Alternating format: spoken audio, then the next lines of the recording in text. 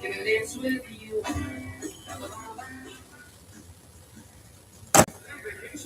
Okay. Well, happy St. Patrick's Day, everybody. I hope everyone being careful out there today.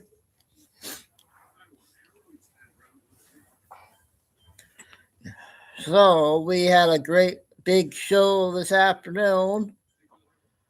We had Mel almost 2 hours, just about 2 hours, 155. I've already got over 200 views already on it.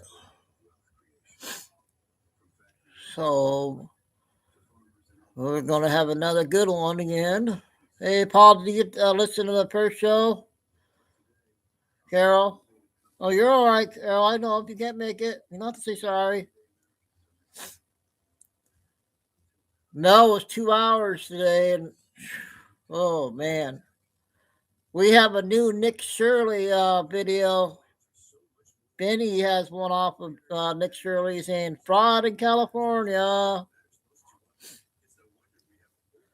So we got a 40-minute Nick Shirley. We got a 21-minute Billy Bean that just came out, and a bunch of other stuff.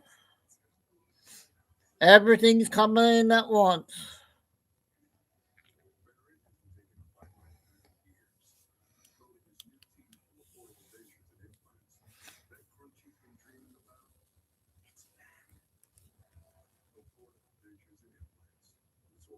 I was just going to do one show, but there's so much news out there that needs to get out. But luckily, I'm not going. I don't have no plans for a while, so I'm going to stand and do shows and play with Chico and do my daily routine. Oh, yeah, you might want to go back and watch the first show because it was a good one.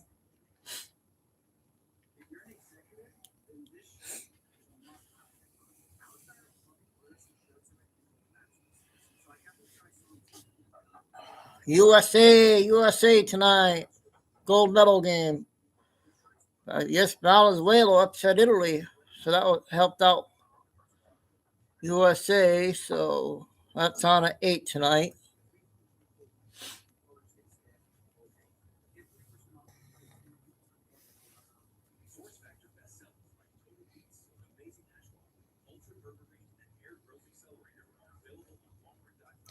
But yeah, now funny. Nick was New York, Minnesota. Now he's in California. All right, Maria, we got more action going up here. A lot more good stuff. And Samantha Minute on time.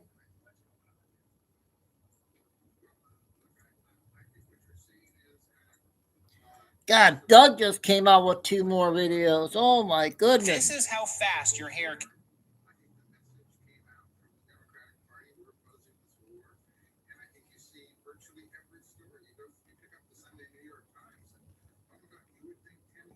The tragic loss of the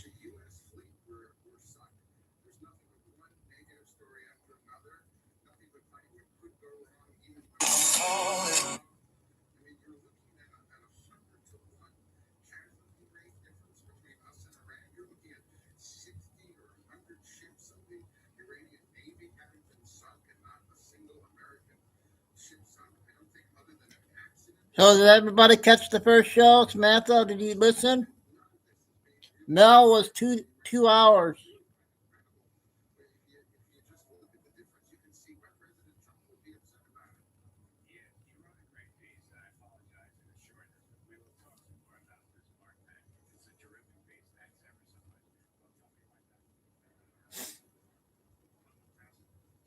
Yeah.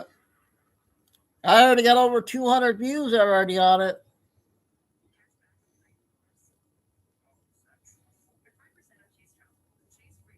Like I said, I can't.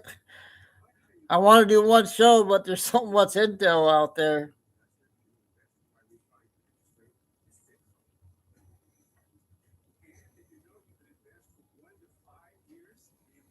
Nick Shirley video is going to be a good one.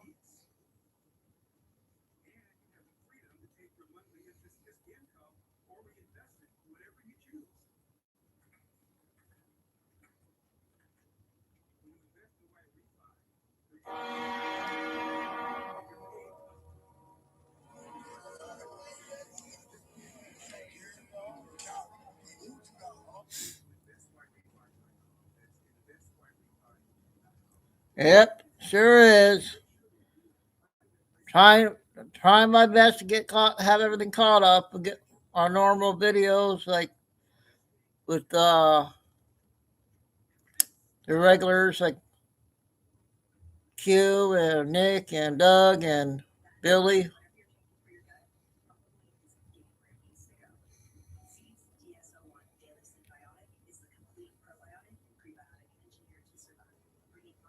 Oh, Doug has one on sex humor.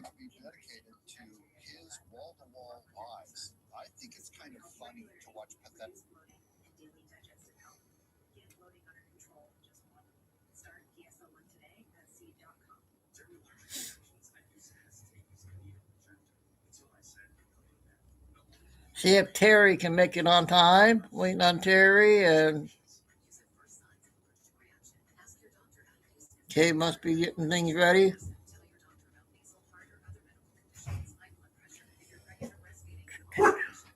Oh, Chico. He hears that door shut, and he gets off the couch and goes to the door. He was sleeping.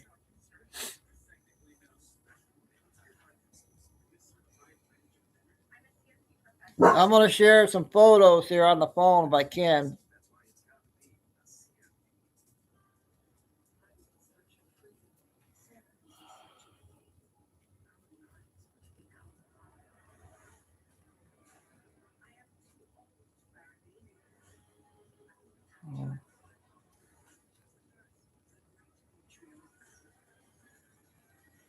Ah.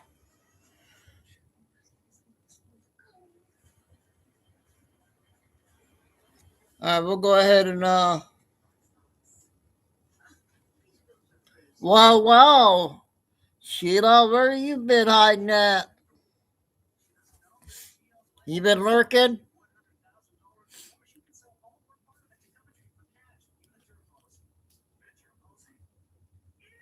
Kay should be coming in, and everybody else should be coming in. A lot of things are happening.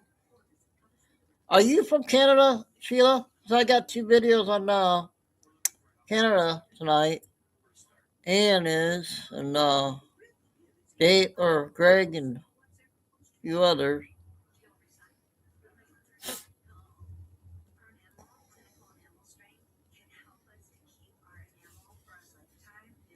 All right, it's that time. I got photos first to share.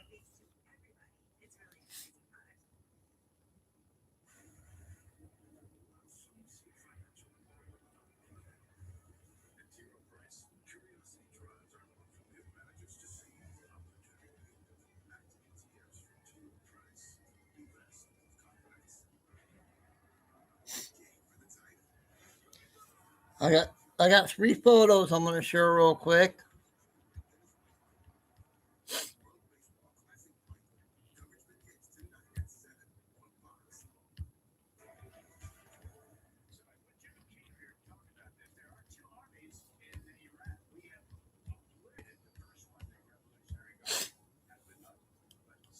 Anya St. Patrick's working. Glad you get to listen.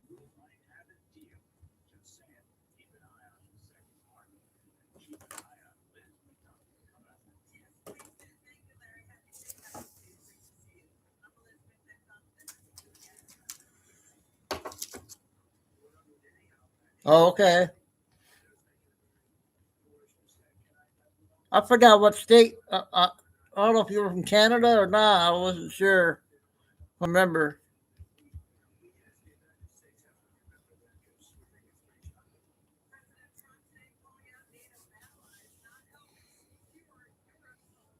Oh, South Carolina. Oh, you might. Okay. You got that one Nancy Mace governor. Is she a good governor for you?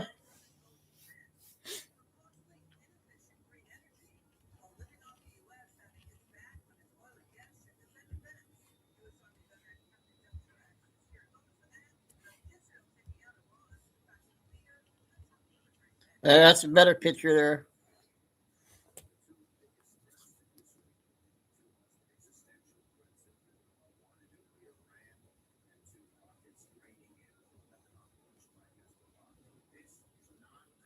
We're just in time. I was just doing photos there of Melania's dress and Trump.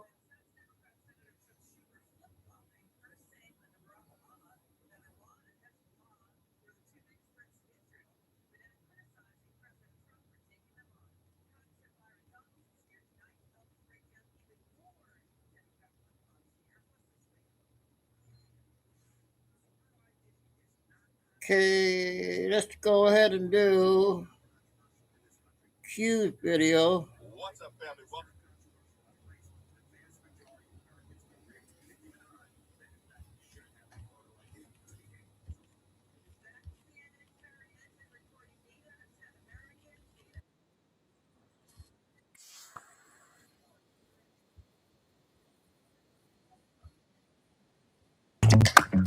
You've got that.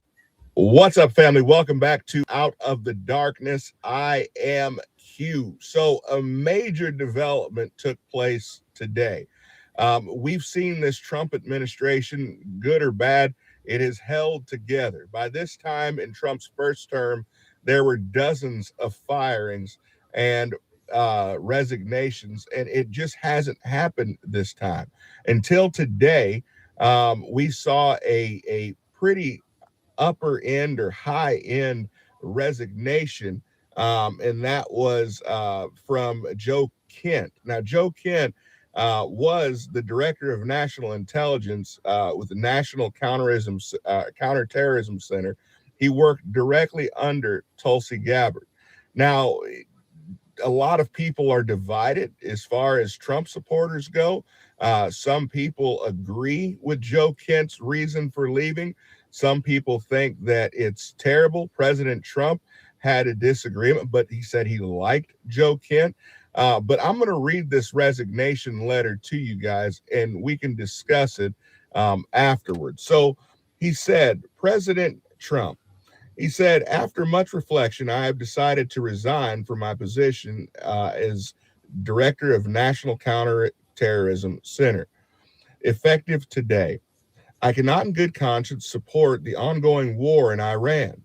Iran posed no imminent threat to our nation, and it is clear that we started this war due to pressure from Israel and its powerful American lobby.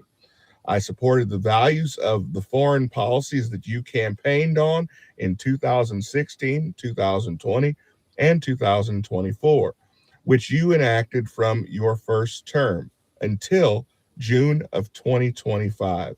You understood that the wars in the Middle East were a trap that robbed America of precious lives and our patriots and depleted the wealth and prosperity of our nation.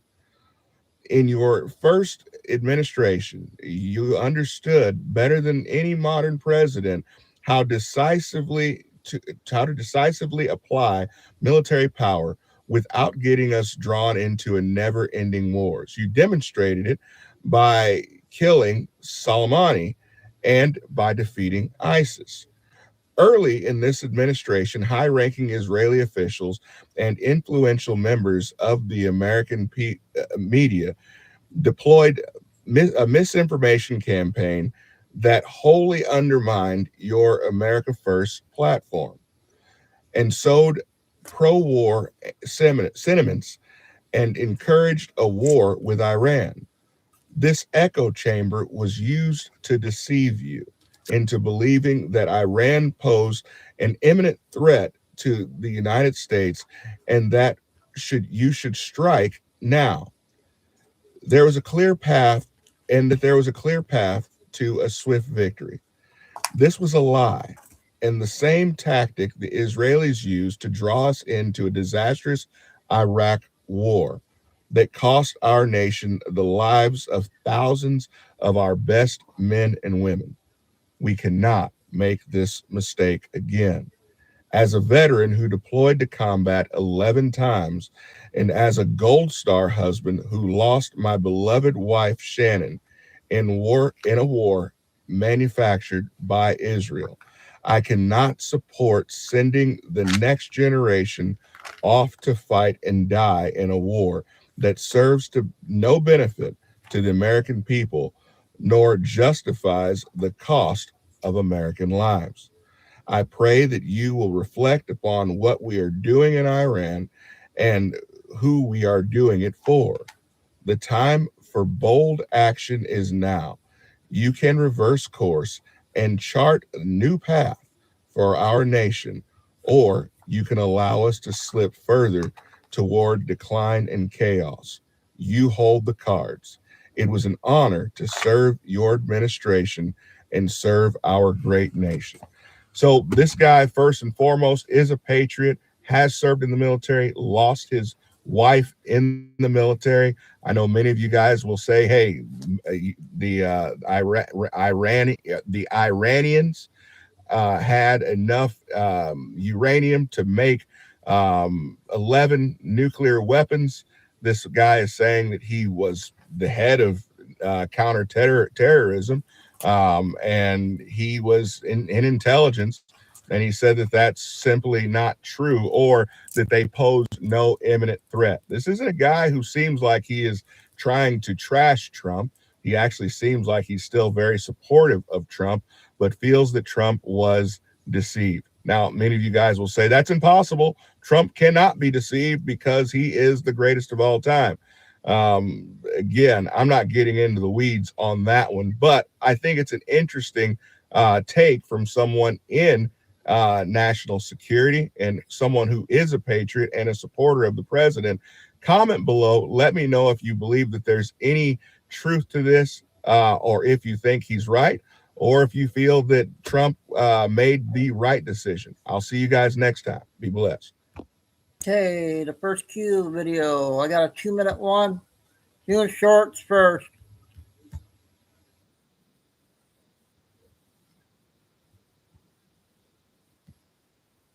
England, as of 2024 and 2025, these numbers are staggering. 554 schools in England have a white child population of less than 2%. Native white children are now a massive minority. And again, not just in a few schools, 454 schools, which comes out to 1 in 4. And to make matters even crazier, 72 schools in England have 0 white children at all. Absolutely no white children in 72 schools across England, a native white country. And these facts snuggle with this little minor weird fun fact. Most common baby boy name in England has always been Oliver for generations now. And as of last year, that name has been booted. And now the #1 baby name in England is Mohammed. Just this weekend alone, over 49 peaceful protests and gatherings took place to protest the mass migration outside of Asylum Hotel. Because not only is culture being taken over, but then the asylum seekers are receiving free benefits, free airfare, free healthcare, free food, free clothes. Benefits that citizens have been fighting for years. And instead of hearing that and saying, wow, maybe it is becoming an issue, it's not coming from a place of hate, but maybe some of these countries are really struggling because of this. Statistically, bad things are happening. You'll just call everyone racist who tries to talk about it. Need I remind you that if roles were reversed, the left would be having an outroar about it. If white people started overtaking communities that were historically Black, and now Black people were the massive minority in their own community, or even the Middle East, or really anywhere, there would be outrage. But because it's being done reversed, no, that's just diversity. Okay, I thought that was a good one there. Okay, 4 minutes on the next one. Oh, wait, no. 2 minutes. The other lady on TikTok. Ooh, well, butter my butt and call me a daggum biscuit. Spencer freaking Pratt. Y'all, Spencer has done crawled out of the reality TV vault and took off his daggum crystals and rolled up them sleeves and just drop kicked Gavin Newsom straight in the polyester pantsuit of corruption. Did anybody else have Spencer Pratt or their 2025 expose Gavin snake oil empire bingo card? Because I sure the hell didn't, but baby, I'm here for it all day day long. Because this man right now, he is out there calling out the biggest scam California's ever seen since Gavin's hairline started receding from accountability. Yep. We'll play Nick Shirley here in a little bit. Say that with me. $100 million was raised for the wildfire victims. And what did the victims get? Cue the crickets. They have not seen not a penny.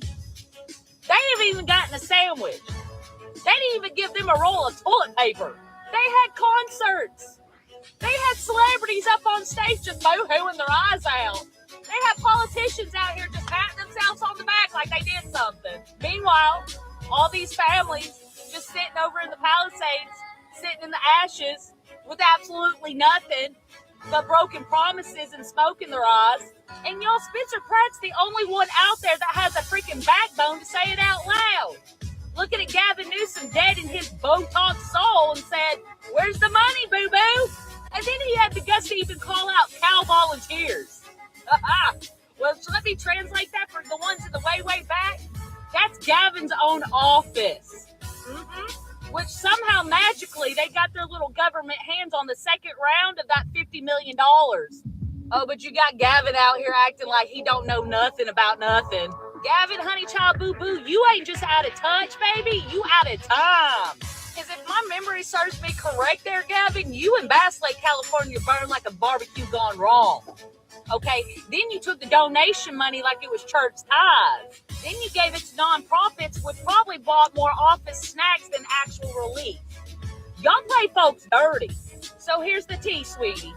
Spencer Pratt ain't your Hollywood puppet no more, because he's out here swinging harder than a drunk uncle at a family reunion. And I am backing him 1,000%. And if nobody else is going to say it, you sure hell know I will. Spencer Pratt, honey, you have been doing more for California than Gavin has ever done in his whole daggum term. Spencer, the rest of America is riding with you, buddy. Let's roast these fools like Sunday chicken. Woo! I got one more with her.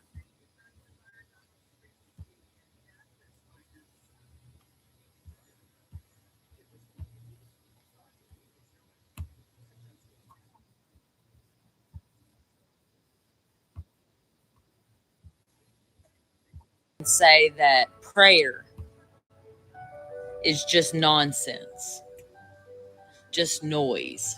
Well, let me tell you something. I'm going to pray for every single one of you guys that say that. Because my God, the one I pray to, oh, sweet child, my God is the Alpha and the Omega, the beginning and the end, the creator of heaven and earth and everything in between. And soon and very soon, my Savior is going to split that sky wide open, and he's going to call his people home. Now listen, I don't pity y'all that want to sit out here and mock prayer. And I'll go ahead and tell y'all this. As Christians, we strive every single day to do right, but we fall short every single day. And the Bible tells us to die daily, to sacrifice ourselves to our flesh. And let me tell you this, I know that struggle all too well. Because you know why? I'm far from perfect. But I want you to know this. With faith the size of a mustard seed, my God can move mountains. My God can bring people from the dead. My God can make the blind see, make the deaf hear, make the mute speak. He can heal cancer. He can even save people in a disaster. So no, I won't let your noise drown out my faith. I'm going to drown you out with prayer. So I'm going to keep praying for those families who have lost children, and for those who are still holding on in hope. And I'm going to keep praying for anyone who does not understand the power of God. Prayer is not noise, sweetheart. Prayer moves heaven. Those were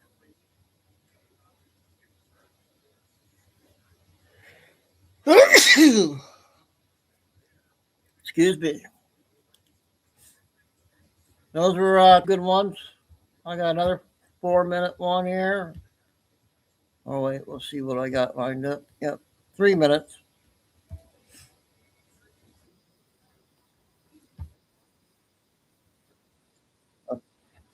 Hey, Nico. Thanks. I had a morning show. Said that isn't true. And that's why conspiracy theories exist. But anyway, one of my favorites is the fact that Donald Trump might be a time traveler. Now, hear me out on this one. So he did say in the past that he was going to run for president and win. I mean, yeah, listen, the guy is very determined. He puts his mind to things and he gets it done. And he didn't just become president and win once, he won 3 times. Not to mention the fact that his uncle, John Trump, had a relationship with Nikola Tesla. That's a rabbit hole I'm not going to go down, but feel free to do so. You'll have your mind blown. But the latest conspiracy is about him being a time traveler. And this video has started to resurface again. Really. Do you guys that know talks about how he predicted 9/11 and the narrative that was going to go behind it. Now, there's so much to uncover and dive into here, but I want you to watch the video. So here it is. BuzzFeed dug up an old quote from Donald Trump talking about a large-scale terror attack 19 months before 9/11. In his 2000 book, I think that's a negative one, I think. I wasn't sure on that one, you guys.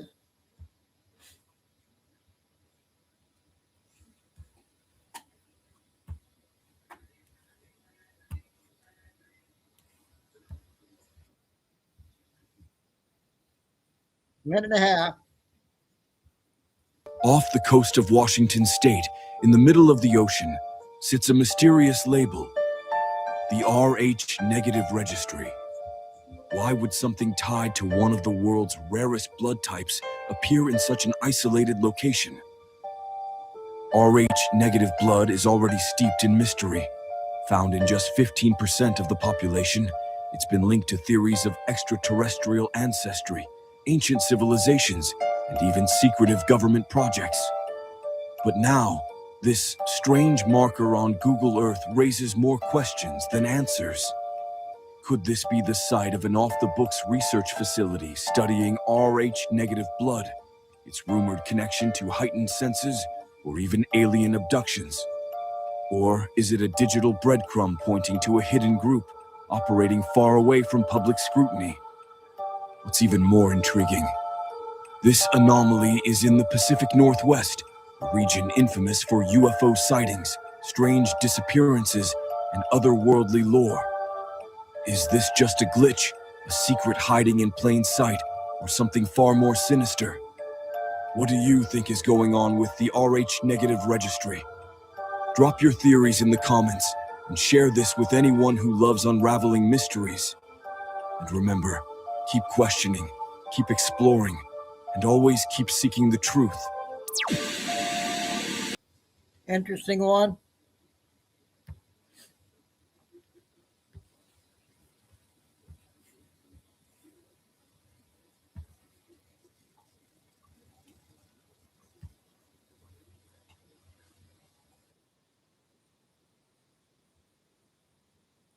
There's Friday go.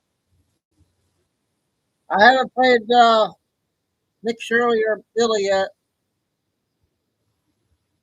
Two-star Air Force general leaves his home in Albuquerque, New Mexico, on foot. He doesn't take his phone. He doesn't come back. That was February 27th, and he's still missing. His name is William Neal McCaslin, and his career, at least what we can actually see and what is documented, is the reason this story matters, beyond a missing person bulletin. Obviously, hopefully he is found safe and sound, but today I want to walk through who this man is, what we actually know, and then I want to separate that from what the internet has decided it means, because those are two very different conversations. Before we dive in, I am still on the road. I just made it to Paris from Asia. I thread the needle between the Black Sea and Iranian airspace, So again, you're not going to see my face on this one, but I wanted to dive into it because it definitely is very interesting. So that said, let's jump into it.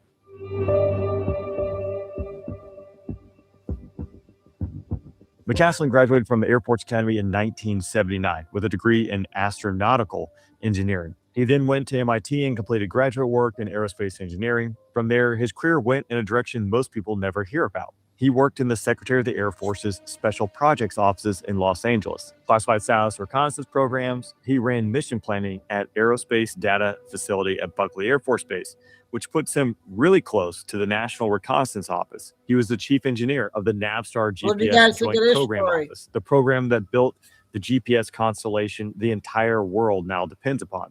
Then he came back to Kirtland Air Force Base in New Mexico, where he later went missing, and he commanded the Air Force Research Laboratory Space Vehicles Directorate at Phillips Research Site. In 2009, he became the Director of Special Programs in the Office of the Undersecretary of Defense for Acquisition. That role made him the Executive Secretary of the Special Access Program Oversight Committee, the SAPOC.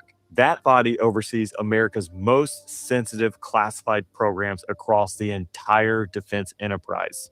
Very important here. He finished his career by commanding the Air Force Research Laboratory at Wright-Patterson Air Force Base, roughly 10,000 personnel, a multi-billion-dollar portfolio which included advanced weapons, directed energy, materials, and space systems. This is an unusual, or rather very unique, career combination of roles: black space programs, the NRO adjacency, GPS architecture, the Special Access Program oversight, Air Force Research Laboratory command.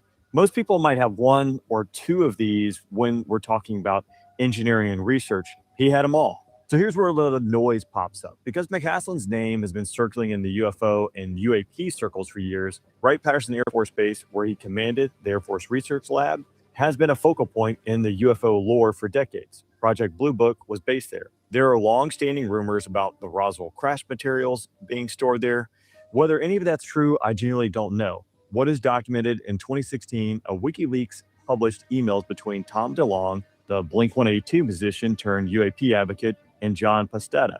McCaslin's name appears in those emails. DeLonge described him as a central figure to discussion about UFO disclosure and the advanced technology programs. McCaslin has never publicly confirmed or discussed any of that, which is not surprising given his knowledge, his security clearances, and all the non-disclosure agreements and documents you have to sign when you get access to these programs, saying you'll never spill the beans, otherwise you will go to federal prison for the rest of your life. Investigative journalist Ross Colhart called his disappearance a grave national security crisis because of his alleged knowledge of these sensitive programs. When we say alleged, if you're running the Special Access Program, you have lots of information. The framing definitely got picked up widely. You'll see headlines calling him a UFO expert, which is definitely not how his biography reads. Now, without stirring up too much of the controversy around UAPs, I'm not going to say there's nothing to that angle. I honestly don't know. What I can tell you, though, is that the documented national security concern here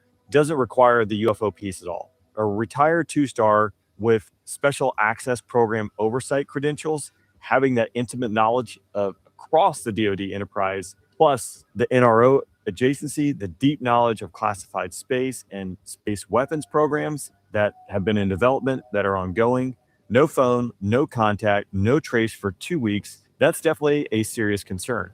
And that's why I think you now see the FBI joining in the search. Maybe this is not something atypical, but it appears right now they're saying there's been no evidence of foul play. So if we think about any other citizen that might disappear, this is going to be handled by local authorities. Given his stature, his knowledge, and his intimacy with all of these programs, it has no doubt escalated it to the federal level, and that's why you're seeing them get involved. Now, investigators say they've canvassed the neighborhood. They've contacted more than 600 homeowners, deploying searches on foot, horseback, drones, helicopter, and 3 different types of search dogs. Again, all of that seems odd. I know crazier things happen. We'll stay tuned and see how this one develops. Ultimately, the happy ending to this one will him being returned home or returning home safe. The official position, there's no medical concern. There's no foul play involved, but there's still Pinello County Sheriff's Office tip line, and I'll put that link down below. So that's all I have for today. I'll let you know if I hear anything. So sad story on that.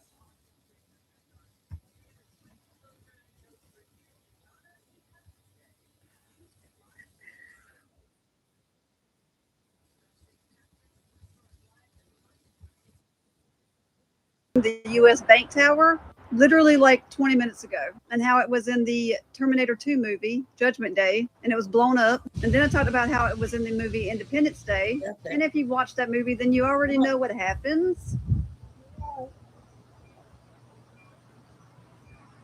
I talked about how this guy owns that building, and he also owned the World Trade Center. He purchased the U.S. Bank Tower on September the 16th, 2020. Anyways, after I made that video, I went inside and my boys are watching their little YouTube videos. And I noticed in the video that they were watching, the same building was in there. But instead of getting blown up, it's a tsunami.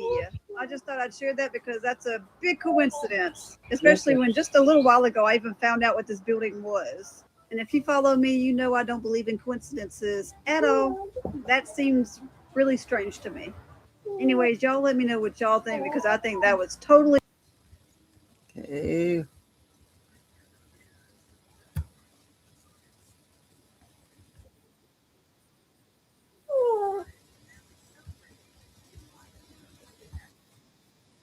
To terrorize, to function as an occupying force in our community. Minutes, Real accountability starts with abolishing ICE, impeaching Kristi Noem, and rethinking how we enforce immigration policy in this country. Can I respond to that? Can I respond to that? No. Of course not. Look, you want to know why there's 50,000 people in detention? You want to know why we have 1 million illegal entries in the United States? You want to know why we have these issues? Because you have failed to secure the border. You have failed to work with this president to close the 3 loopholes we've asked for 2 years to close. So if you want to know why this issue exists, you need to look in the mirror. You have failed American people not securing the border and closing the loopholes. I want to talk about 3 things we do know. Number 1, the loss of life in Minneapolis was a tragedy. And if you can't admit that, you have a padlock on your heart. Representative Ilhan Omar sparked a clash in Congress after calling for the abolition of ICE, arguing the agency harms communities. Former ICE Chief Tom Homan pushed back with facts, noting that tough immigration enforcement has existed under multiple administrations. Senator John Kennedy added that while the Minneapolis deaths are tragic and deserve investigation, the rule of law still matters and immigration laws must be enforced while respecting constitutional rights. The hearing began with sharp criticism of immigration enforcement, particularly the agency known as ICE. One lawmaker argued that the agency itself has become harmful to communities and called for its abolition altogether. That's a serious claim because abolishing an enforcement agency doesn't just change policy. It fundamentally raises a question about the rule of law. If Congress writes immigration laws but enforcement agencies disappear, who enforces those laws? Some lawmakers argued federal immigration operations create fear in certain communities and demanded stronger oversight, independent investigations, and structural reforms. Oversight of government power is important, and accountability becomes necessary when government authority is used improperly. But the hearing did not stop there because another side of the argument quickly entered the room. Former border enforcement official Tom Homan pushed back, arguing that the problem is not simply enforcement but that Congress has failed for years to fix the underlying immigration system. He pointed out that the United States has seen massive illegal border crossings and growing detention numbers. Those outcomes, according to the discussion in the hearing, are the result of policy decisions rather than sudden developments. The historical context was also raised during the exchange. Immigration enforcement did not suddenly begin in recent years. Under multiple administrations, including the Obama administration, detention capacity was expanded and large numbers of deportations occurred annually. In 1 year alone, more than 400,000 removals took place. This historical record highlights a difficult reality. Both major political parties have enforced immigration laws when faced with large migration surges. Another technical issue discussed during the hearing was budget reprogramming. This refers to the process by which federal agencies shift funding internally to respond to emergencies such as sudden increases in migration. According to testimony referenced in the hearing, both Republican and Democratic... We cannot allow federal agency... Okay. That one there. Of, you know, whoever we call her. Okay, we got a 4-minute one. Then the one guy on TikTok to 9. And then we're going to do the 40-minute Nick Shirley video out of California.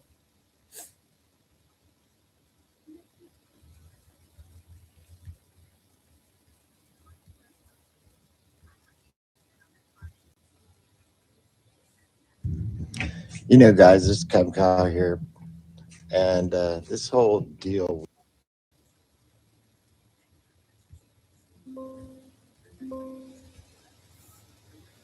with Joe Kent and Tucker and all of that, Candace. You know, people have been being played and set up, used as useful idiots, and they took the bait and fell right into a lot of the traps that were set for them. Tucker was used to basically set up the IRGC leadership that it was not under any threat about being attacked, and that they were pretty much safe at that point, and because Tucker was in contact with them. Didn't happen. Didn't work out too well for them, though, did it?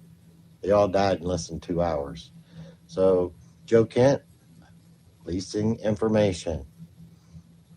Yeah. Oh, the administration has leaked that information over to Fox News, so it's going to be coming out in a credible source. Everybody wants a credible source, so it's retarded. But anyway, mainstream media has been full of shit forever anyway, so I don't know why anybody believes them. But these people have been being used, and this is so much bigger than just what you guys are thinking it is all about.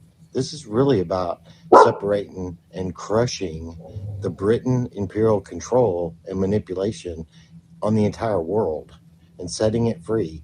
Countries, sovereign countries, being sovereign and doing things for their own benefit. Yes, for their own benefit and for the greater good of everyone else. So the whole thing with this oil market and all that kind of shit, I'm going to post some stuff here in a minute from Promethean Action, and also about the idea that this is all about speculation about oil markets and stuff, but there's not been any oil at any point been shorted to see these kind of prices and everything else. There's not been one barrel that is not available anywhere because of it. Yeah, China, they may be seeing some losses, and some other places over, but for us in the United States and the Western Hemisphere, for us to be seeing these crazy prices, it's all a fucking scam. And who's in control of that? The Crown, London, the speculators. It's all being done like an insurance scam. It is fucking retarded, and it's all being exposed. So I just want to encourage you guys that you're getting sucked into the noise of all of the talking heads instead of staying in the actual true narrative of what's going on. Is you're severing the heads of the control mechanisms that's been used by the British Imperial Crown to control and manipulate the world. It's being cut off. And is there going to be a little pain in that? Absolutely. But there's going to be pure freedom that comes from it. And you don't even see the bigger picture. Don't fall into this as useful idiots like everybody else. Stay with the actual truth and what the narrative truly is. And these other people, it's not going to be good for them in the end, because they fell into the traps that were given to them. They were given just enough rope to hang themselves, and they did a really good job of it.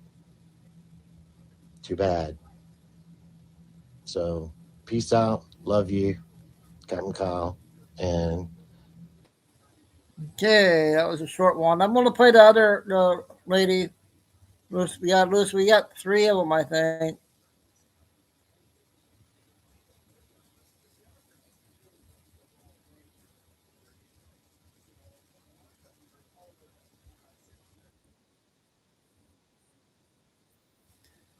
Did we play this yesterday? I couldn't remember.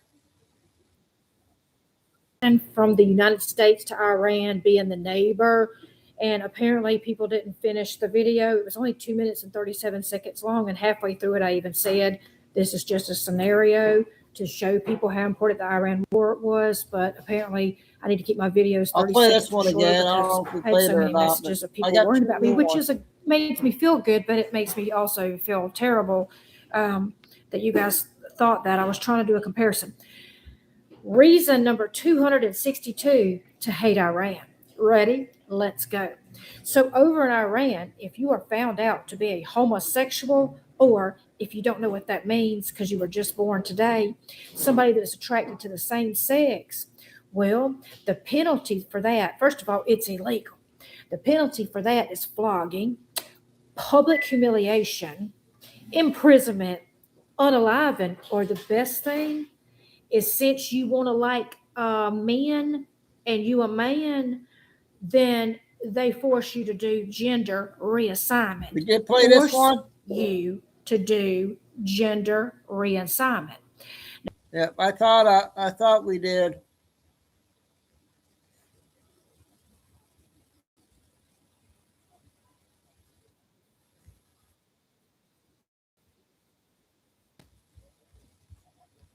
This is a new one.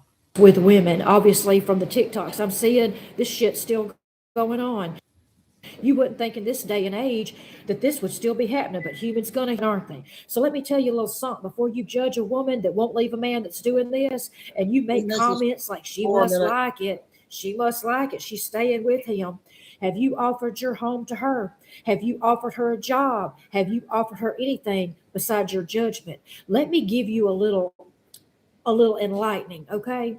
Most women who end up like this, most, not all, grew up in a family that was extremely abusive. They are wired, and this is a sick thing to say, but it's the truth. I can say it.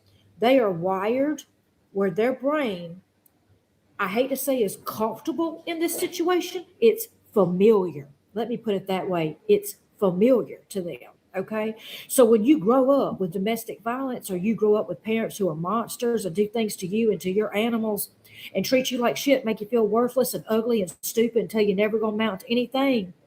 The first thing you do when you get the first thing you do when you get older is say you would never, ever put up with that. And the first chance you get out of that situation. And you would never put up with a man that's going to do that. You're going to be independent. You're going to do all these things differently. Okay. The first thing you do when you get out is find you a man just like him, just like your mama, just like your daddy. Abusive, gaslighting, emotionally unavailable, cheats on you, treats you like shit. But you know why? You know why you picked that man? Because on paper, he looked really, really good. He didn't look nothing like what you found out he was. You went for the exact opposite of what you thought you was getting. But that's not how it works. See, there's a little something inside of you when you have been broken by your family like that.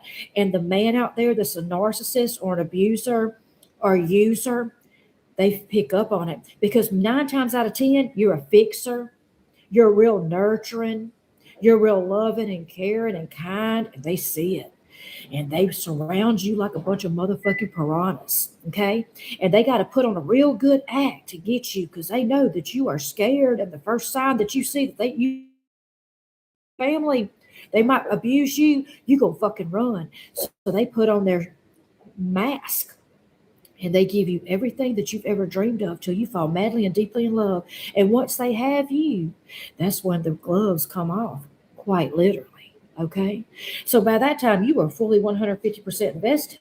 Well, they treated you so good at the beginning, and all of a sudden it's not happening. So it's got to be something you're doing. So you start searching yourself. You start trying to redo yourself. And even when you fixing them their lunch in the morning, you cutting their salad up and grilling their chicken and putting it in their meal, and they come home and tell you, how about cutting that salad a little smaller chunks because they don't like when they put it in their mouth, it touches the side of their mouth.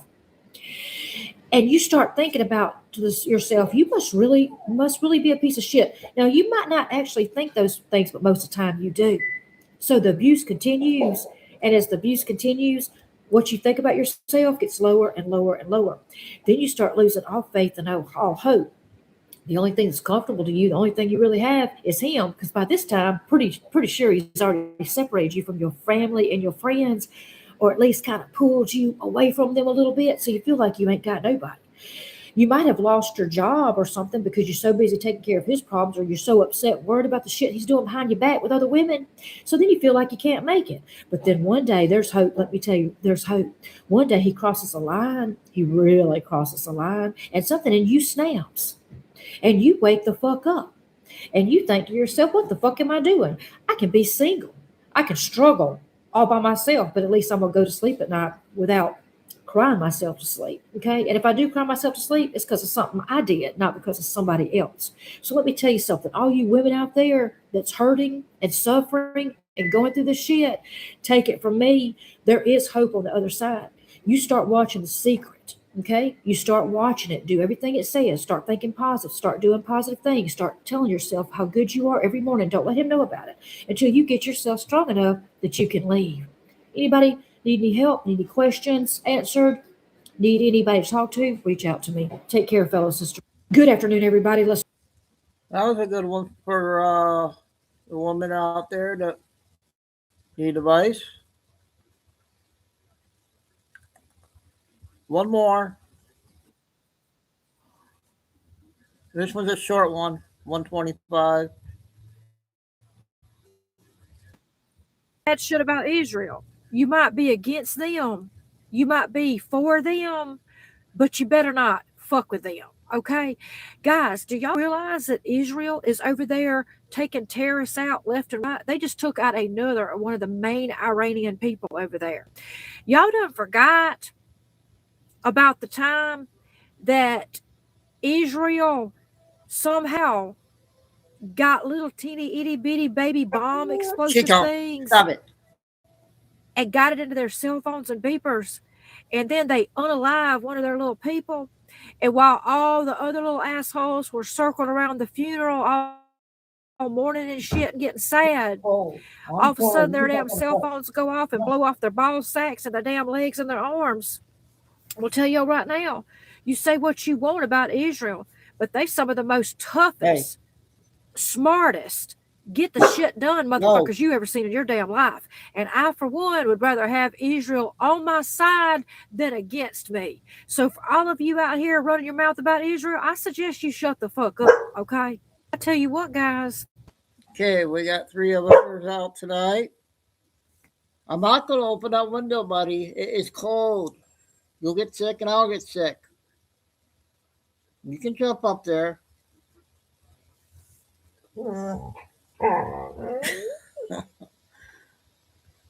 Okay, let's play. I guess we'll get that Nick Shirley out.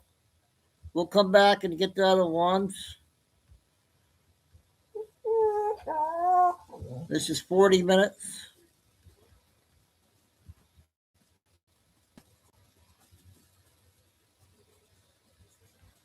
Hopefully I can get it. Oh, come on. This is the sound of hospice money. Could you just answer the question, what's the need for 1,000% increase in hospice care here inside of LA? Do you have the paperwork to enroll a little boy by the name of Joey? You don't know what's going on. Well, it says there's 14 children enrolled here on the state of California. That there is $6,000 per beneficiary. Can you give us any explanation? Where can we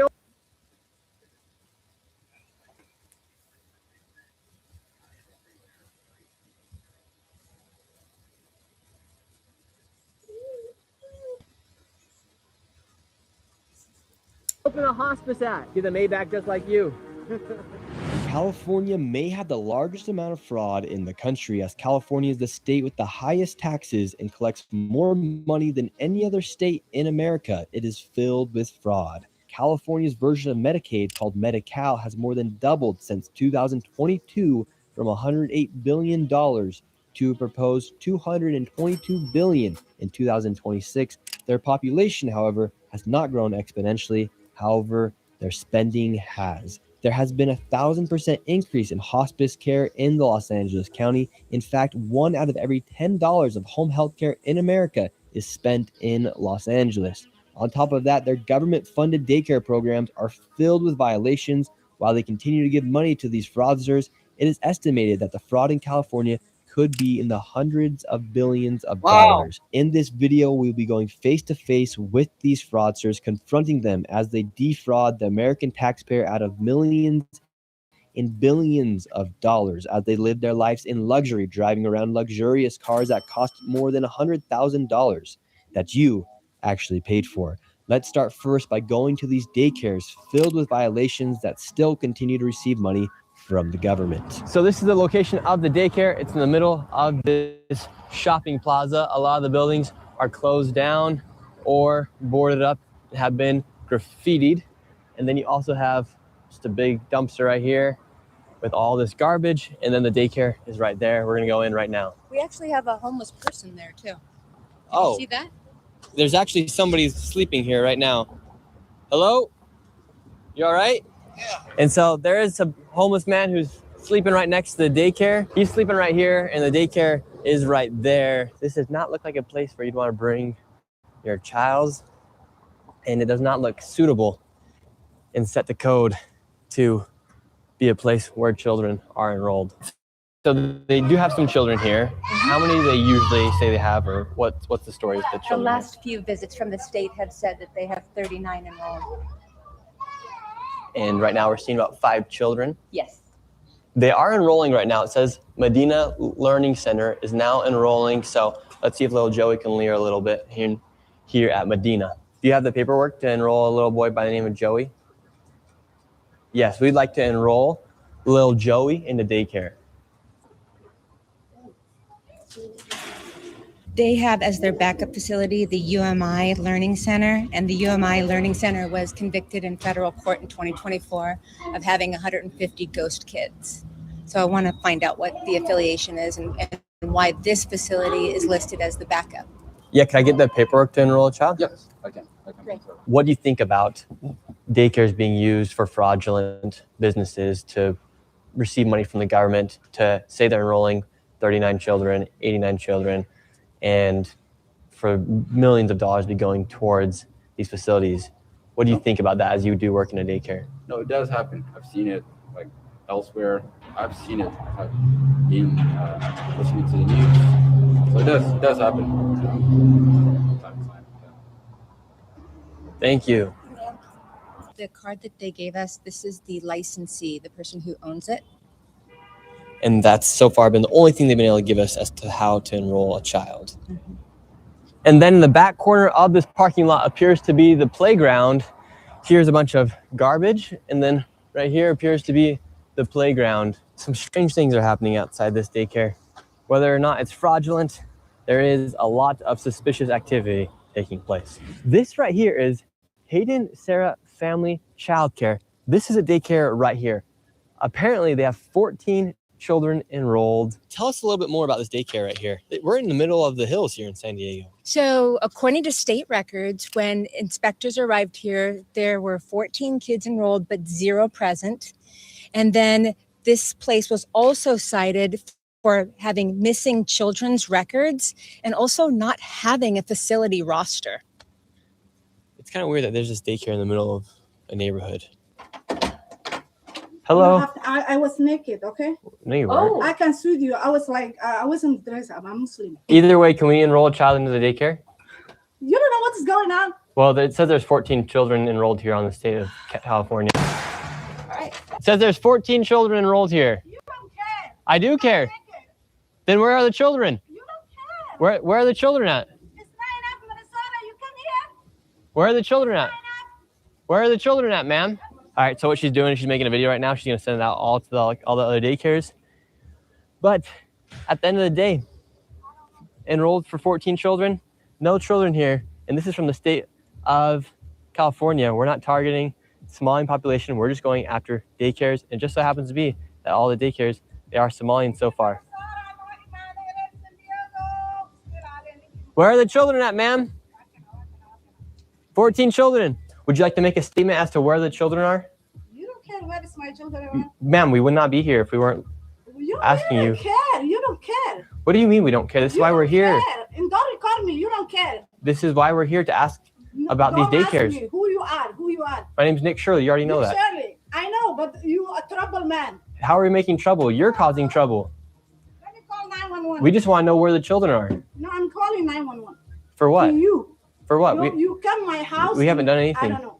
The problem with these daycares is that they receive money through a program called CalWorks, but as you see, there are no children actually there. These fraudsters are simply enrolling children on paper to receive government subsidies. Even after the state visits these daycares and confirms there are no children actually there, the government and the state continue to give these daycares money. Now let's go to another daycare. Once again, we have another daycare, but this daycare is right here inside of this home. And let's see if there's any children here.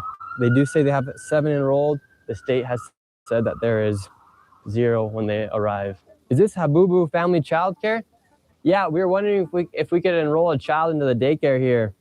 We know you. You need to get up from here because there is trespassing. You see the sign we have trespassing? And can I speak with somebody on the sidewalk?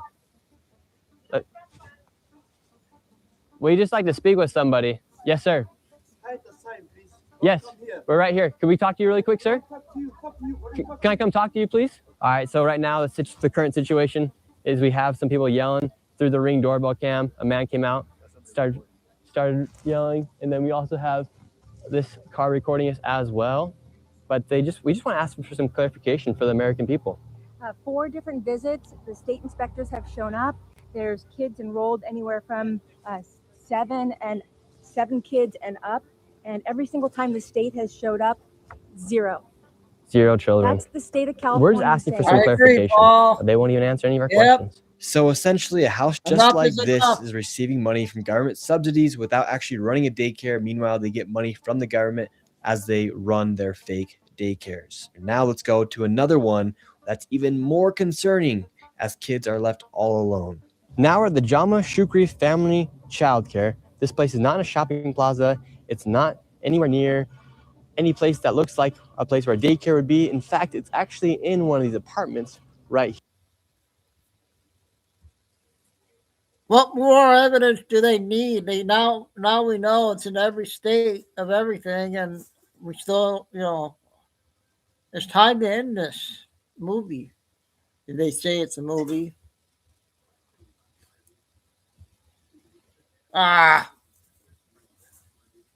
What are you doing, Chico? This is the sound of hospice. Shoot. Run their fake daycares. And now let's go to another one that's even more concerning, I think I'm right as kids out are there. left all alone. Now we're at the Jama Shukri Family Childcare. This place is not in a shopping plaza. It's not anywhere near any place that looks like a place where a daycare would be. In fact, it's actually in one of these apartments right here. So they're able to have daycares inside apartment buildings? Yes. So I've come across many of these. Some of these are on the third story of an apartment complex. It's only 1 bedroom, and yet the capacity is for 8 kids. We just arrived at the daycare. We have 2 kids out here. I don't know if they're members of the daycare. Like everybody. There's no oversight right here. Can we talk to your teacher? Is your teacher there? So this is the first child we've ever encountered at one of these daycares. There's 2 kids out here right now, and we're going to see if we can talk to the Licensee.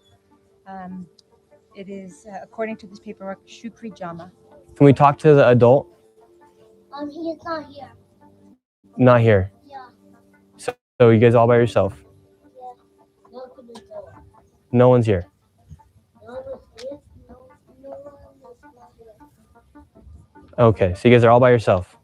Okay. I can see by myself.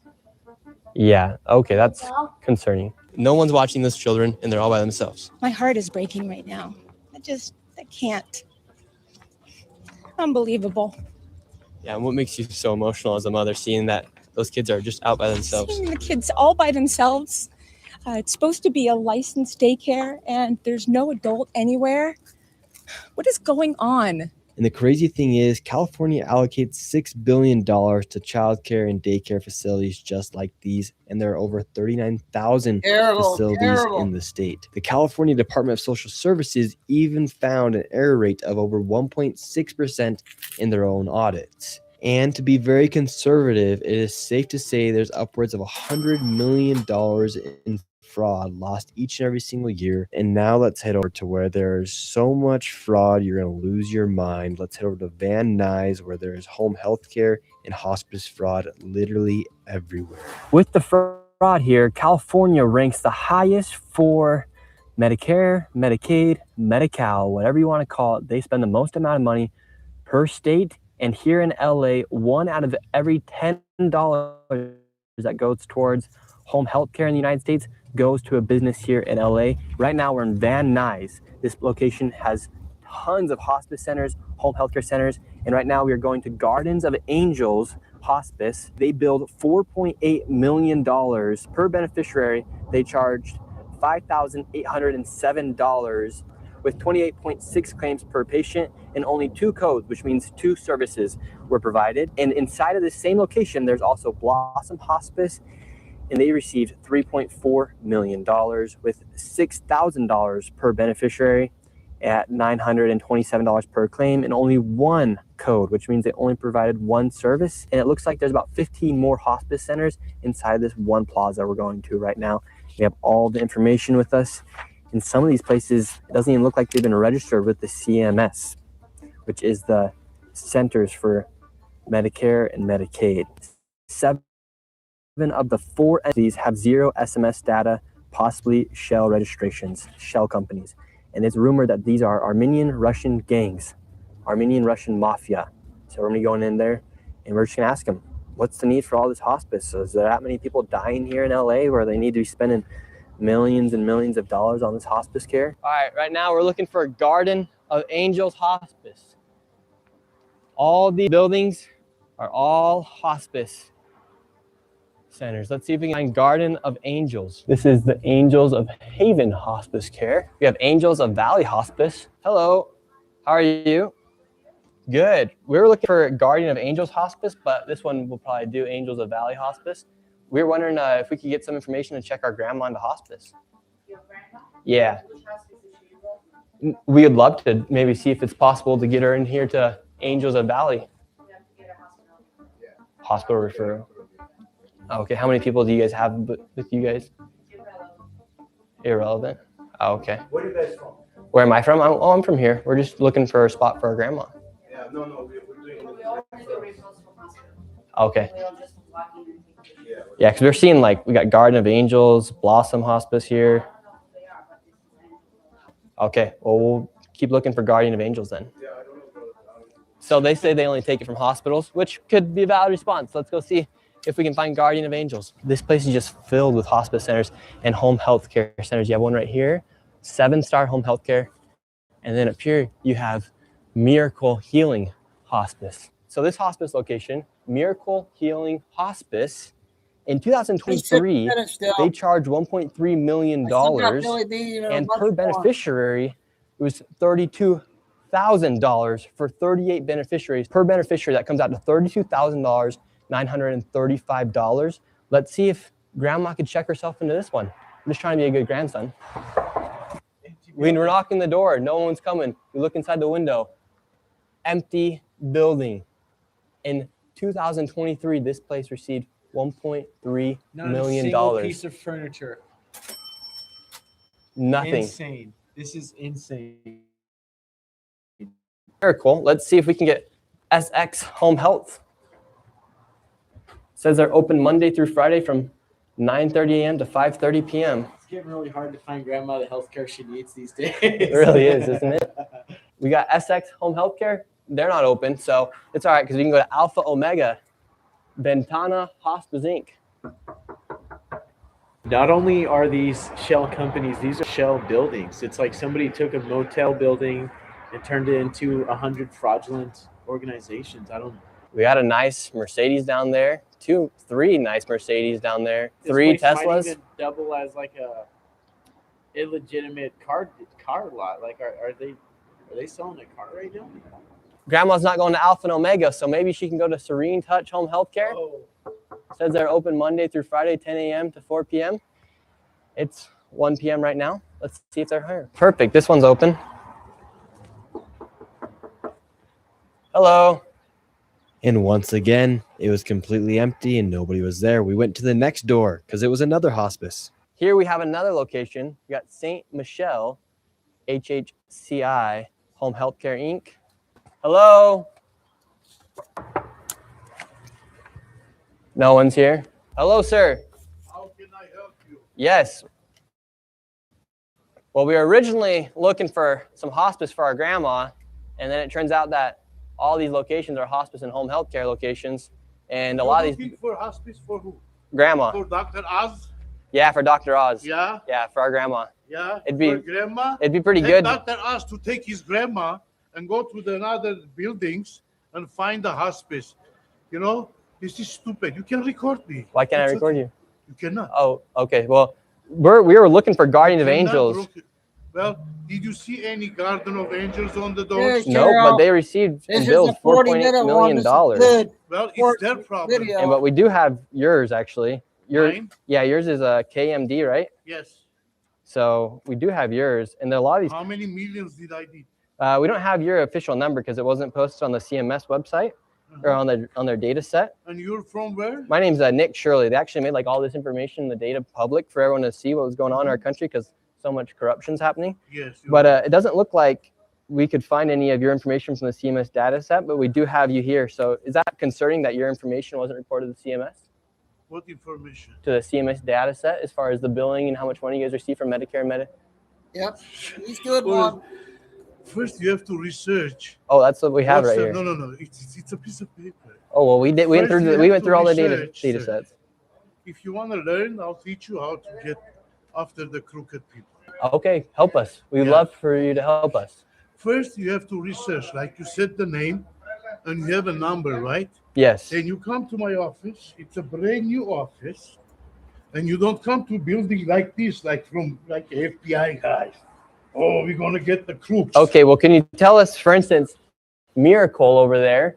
Yeah, I don't give a fuck about the man. Well, you should because they're. Why not? You should because they're making you people like you who have a real business apparently getting a bad rap.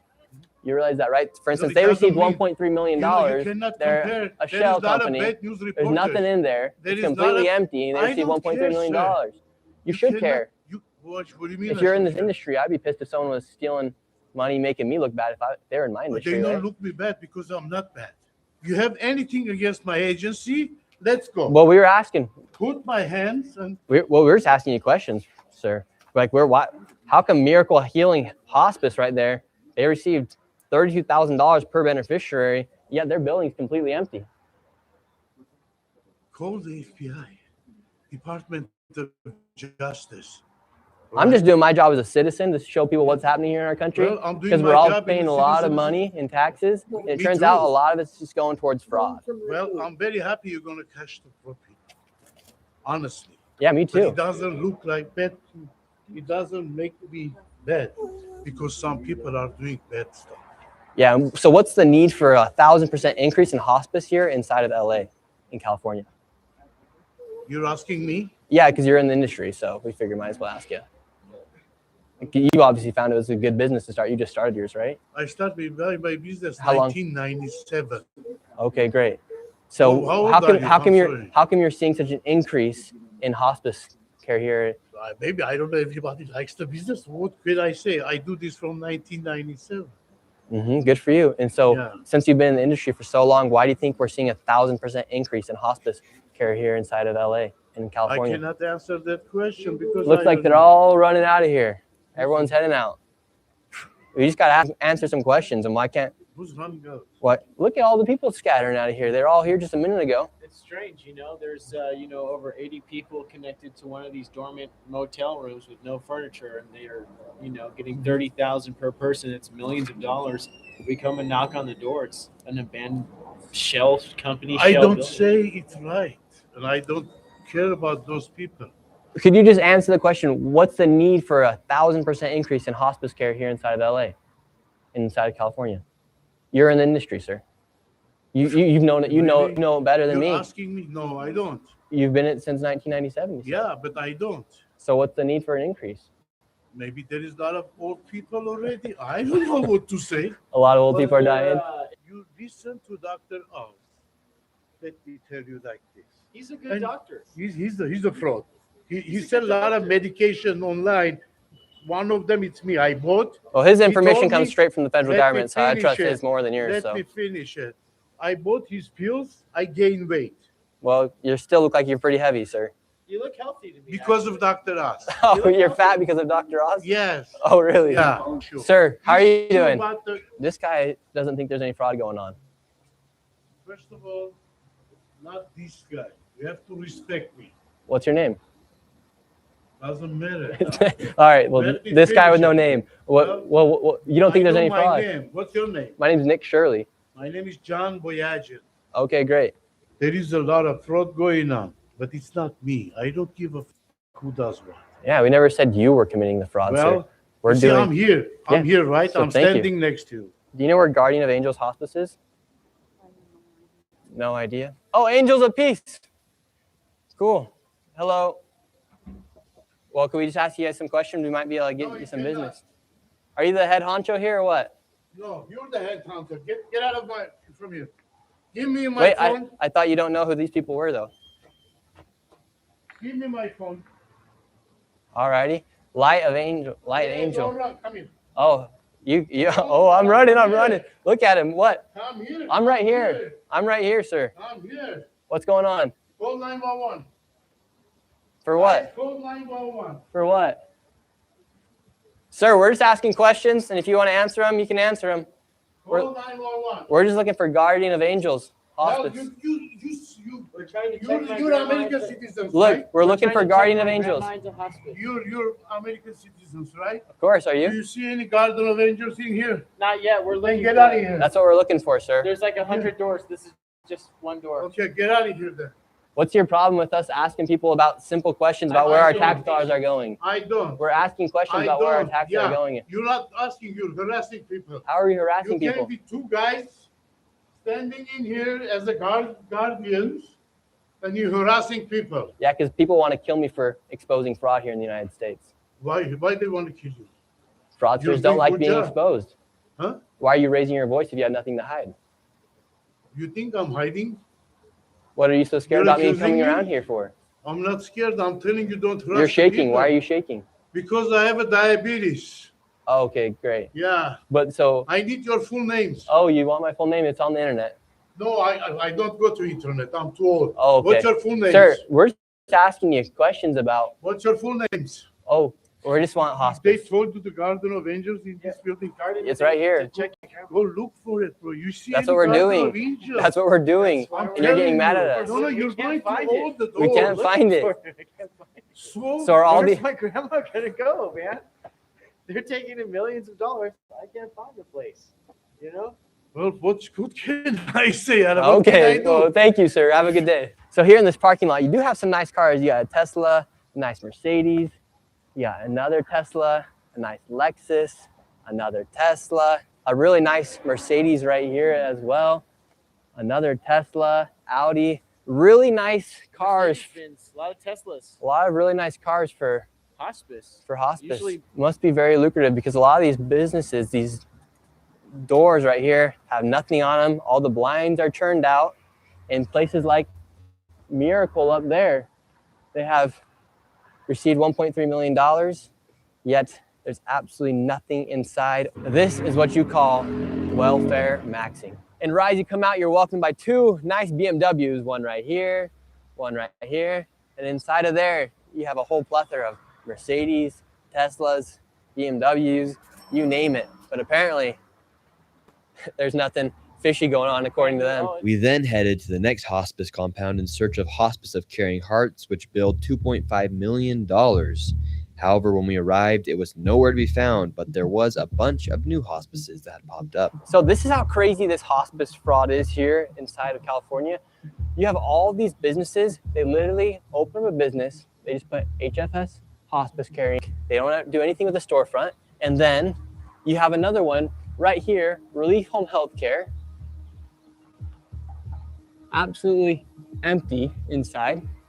And then you have another one, SKH Home Healthcare. They're just popping up everywhere. So this isn't some random thing that's happening here inside of California and Los Angeles in this Van Nuys area. Quite literally, We've been to 2 locations so far, and they're just popping up these home health care, these hospice centers, and they're not even doing anything to try and hide what they're doing. It's 1 p.m. right now. No one's working the front desk. Inside this location as well,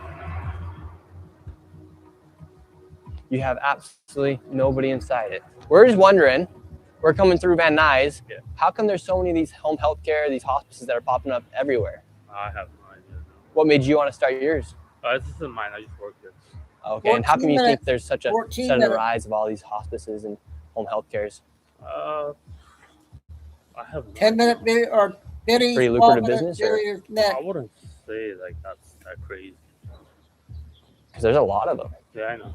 The same building, but now on the backside you have Canestro Care Hospice Inc., Studio Care Hospice Inc., El Primero Home Health Care right there. And if you're looking for a massage to take a break from the hospice and everything, you can come right up here and get some sort of massage. And this building right here is a perfect example of a dilapidated building that is now being used for a hospice, home health care, and adult daycare. And this is the crazy thing that appears to be happening here in California. You can just start your own hospice. You have Advent Hospice right here. If you want to start your own home health care, you can just put up a white piece of paper and stick a logo onto it and say that's your home health care company. If you want to start an adult daycare, you can just get a building like this and receive money from the government. That's the crazy thing, is inside this one building, you have an adult day health care, you have a hospice, and then you have a home health care center operating all in one location. And why are tax dollars going towards all of these buildings? And they're quite literally everywhere. Everyone should be a bit suspicious about what's happening here. Inside of these parking lots too, you'll always find a super nice BMW, Mercedes, you name it, newest Audis. You always find the nicest cars outside of these healthcare and hospice centers. We headed to the next suspicious hospice location, and what do we find? A brand new Mercedes. Everywhere we go in this video, going around these hospice and home healthcare centers, there is a nice Mercedes or BMW. We have all day hospice care, Health Elect Care, you have Edom Hospice, Lacar Home Health, and even back here, this is just one floor inside this building, you have Santa Rita Hospice. I don't know what the need is for all these hospice centers, but for instance, all day hospice back there, they billed $3.1 million, and per beneficiary, that was $6,000, 24 claims per patient with only 2 codes, which means 2 services and over 500 patients. And they started billing in April 2023 and accumulated $3.1 million in 19 months. So maybe if you want to get rich here inside the United States, come to LA, open up a hospice, because there's a 1,000% increase in hospices opening up here inside of California, and you can go ahead and become a millionaire. Could you just answer, for instance, we have some information right here that there is $6,000 per beneficiary and 24 claims per patient with only 2 codes. Can you give us any explanation? Okay, yeah, we just want to make sure, if you want anything to clarify, if you want to clarify anything. Okay. For this video, we really do want to give each and every single person the opportunity to answer just quite literally the facts. All this information is coming straight from the public databases. And if they refuse to answer simple questions about businesses they're operating, I think that says a lot about what's going on behind the scenes. Now we are here outside of Healthy Life Adult Daycare. This place, over the past, has billed $19.8 million alone. Now let's go see if I can enroll my grandma, because she needs some daycare. And this right here is the entrance of a building that's received over $19 million. So this is the location that's received over $19 million. Kind of crazy, right? They say that right here, right now we're here at 1:30. No adults are here. I wouldn't doubt that adults do come, but $19 million. Kind of like North Korea. It's like everything's set up, but there's no people. It's like for show almost. No, nobody's here already. You have to come back tomorrow. And could we get like a brochure to enroll our grandma into this location? I don't have anything. Can anyone give us a brochure? Angela, does somebody has information about here? Don't think it's enough to say it's fraudulent, because you do see that it is operating. There were people working inside there. But the fact that there's just businesses like these popping around everywhere, and this is what they look like outside of a location that receives $19 million over the past few years, yet The building looks completely, almost dismantled out here. And look, all they have to say that they are the adult day healthcare is that sign that says ADHC. And there was some people working inside of it. We have the phone number right here. Darren's gonna go ahead and give a phone call and see if somebody from inside answers. There are people inside right now. The phone's just ringing. You can leave a message after the tone. Answer machine. There you have it. They don't even have an inbox available to take in a voicemail. And another thing to take note of is Gavin Newsom right now in Polymarket. He is the leading nominee for the Democrats come 2028. All this fraud's taking place, all this waste is taking place. Nobody really knows what's going on. I mean, look at this place. This adult daycare received $19 million, has billed the state of California over $19 million for the past few years. This is all taking place here. So that is something to think about come 2028 with Gavin Newsom leading the Democrats right now on Polymarket. The way these hospices are able to enroll these people and collect money from Medicare and Medi-Cal here inside of California is they collect the Medicare numbers from individuals and then sign them up for hospice without them even knowing. I actually went and spoke with a professional inside of the medical industry to get her opinion on how this all works. We're seeing all of these hospices pop up here. Why is hospice and home healthcare such a booming business right now? I think it's become a trend of fraud. Honestly, has I heard about this about 5 years ago during COVID that people were building hospices and selling them. It was like a business these people made. So it's an easy way to build Medicare with their people's beneficiary numbers that people can easily steal and even purchase and buy. They buy numbers from people and tell them, give me your Medicare beneficiary number and then we'll give you something in return. And what does that mean, give you my beneficiary number? So there's an ID that you have. Medicare gives you, Medicare is for anybody 65 and over. So they'll give you a Medicare ID number. And that number is what's used to bill Medicare. So essentially, if they can get a number from somebody, it's almost like getting a credit card number. And then from there, they can continue to bill and bill and bill and get that Medicare money. Exactly. It's actually more beneficial than finding a credit card these days. Anybody can get a hospice license, actually. You don't need to be a physician. You don't need to be a doctor. You can apply and get a hospice license in the state of California. They bill, they take the Medicare numbers, they bill Medicare, the Medicare sends them a check right away. It's an easy process. So an old person might be a bit naive to giving somebody their Medicare number, Yes. and without them even knowing, that's more valuable than giving them their credit card number. Correct. In fact, in LA, there's locations that will teach you how to open up your own hospice center. So I went there with a potential business partner to try and become a multi-millionaire in hospice. We know that hospice is a very lucrative business, so I joined a business partner right here. His name's Darren, and we're here outside the Hospice Consultants, and we would like to start our own hospice today. We're just two young men who want to become millionaires here inside the United States, and it seems like the only way to do it Like we got nowadays is by committing fraud. So we're gonna go in and see if we can start our own hospice. Are you guys the hospice consultants? Yes. Oh, can we talk to you guys? About? I want to open my hospice. You want to open a hospice? Yeah. Okay. What was your name? My name's Nick, but I want to open up a hospice. I understand, but we don't take care of that. Can I get some information? Do you want a number? Yeah, or give me a flyer or something.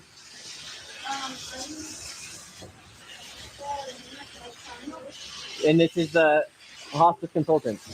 Yes. No, hospice. All right, so they say they're open right now. They won't let us into the lobby.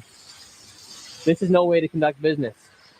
We are two entrepreneurs trying to open up our own hospice. Soaked to the bone right now. We were denied service by the potential fraudsters, and as we were leaving, one of the fraudsters started to leave from the back in a $200,000 Maybach. And we have a Mercedes-Benz driving up. Where can we open a hospice at?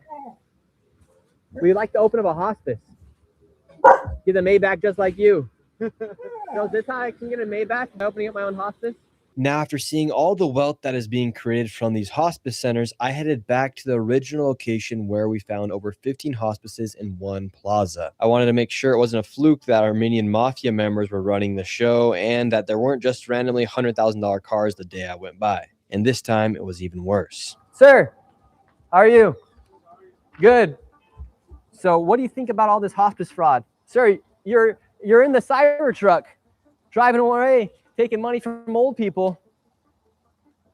Yet he's just driving away in his Cybertruck. Won't even answer any questions. Let's see, we have another rich person as well. That's getting rich off this hospice. This guy's leaving as well. So the two people that walked out of Holy Angels, they're in a brand new Cybertruck and a new BMW. How lucrative of a business is hospice? I'm seeing a Cybertruck here in a nice BMW. It's good? Yeah, because it looks like, for instance, Guardian of Angels, that used to be here, $4.8 million they built the state of California. And how many clients do you guys have? Brother, do you have a badge? Do I need to answer your question? I'm just curious. It's not mine. I just work. Yeah. You must be getting paid pretty well, right? Bro, my parents, bro. Do your parents run the hospice? They don't work. No. Who's that guy in the Cybertruck? He's your uncle. So it's like a family business to own the hospices. But why was he walking out of the hospice then too? Brother, can you leave me alone? Like these hospices, there's nothing inside of them. If it's not you guys, how come you're in the If it- newest yeah, if it- BMW and the newest Cybertruck? Brother, because I can only imagine what the guy who's in charge is because of hospital. Brother, leave me alone. Just all the other hospices? Do you like taking care of old people? Like, are you the one going out visiting the hospice patients, sir? Uh-oh, he's going to have to do another point turn. Yeah, you guys are in my fucking way. Move. You could just go that way. What's the key to opening up a hospice if I wanted to open up one? Because you're in the family business of hospices. If I want to open my own? What do you do for work here? Huh? What do you do for work here? Why? Oh, we're just looking around. We're seeing all these hospices, so we're just curious. Oh, I don't know, man. Word got out that I was inside of the plaza and all the fraudsters started hopping in their cars, leaving the scene. Excuse me. Let's see if they can just answer our questions really quick. Hello, can we ask you a quick question? Driving out in a brand new M8. They can't get out that easy. How can I get an M8 as well? Should I open up a hospice? Driving out in a brand new M8 BMW M8 competition. Listen to this thing. This is the sound of hospice money.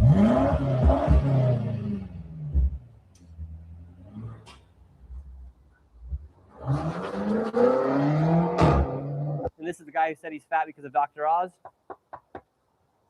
His business is not open today. Seems like this mafia right here is naming all of their companies after the word angel. We have Angels of Valley Hospice. We have Angels of Haven, Angels of Peace, Light of Angels. Yet the BMWs, one right here, one right there, two brand new Mercedes over there. It just is unbelievable the amount of money that these people are making, and they're not even trying to hide it.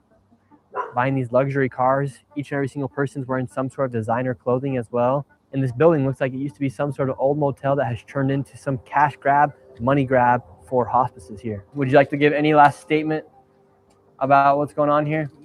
Nothing? Because it seems like it was pretty good family business. Another guy just pulled out in the M8 competition.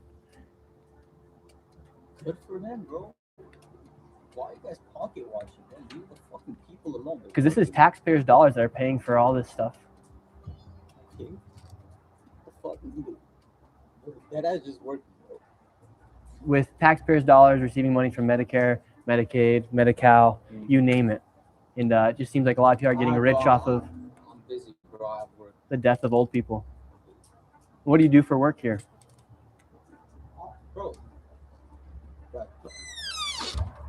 It's sad to think about it. Here in the United States, we're literally being defrauded by people who are taking advantage of old people, young people in daycares, disabled people with autism clinics, and no one's doing anything to stop it. So I think it's time we stand up to these fraudsters and tell them, let them know, you are stealing from everyday American citizens. People can't afford homes, rents are expensive, their insurance is expensive, everything's getting more and more expensive. And if we don't crack down on this fraud, national debt's going to continue going up. This is just one of the factors that affects the national debt, and we're going to lose the value of our own dollar. So people, if they want to really fight to keep America great, a great way to do it is by fighting fraud, because this is just unbelievable. You have people who drive around in BMWs, M8 competitions, Mercedes. Meanwhile, everyday American citizens are struggling to be able to afford their own bills. Okay. Well, he ate it again. Now California. I can't wait till he comes to Michigan, my state. So I'm going to do a 12-minute on Benny about talking with Nick on that California stuff, and then a 9-minute one with the TikTok guy, and then Billy Bean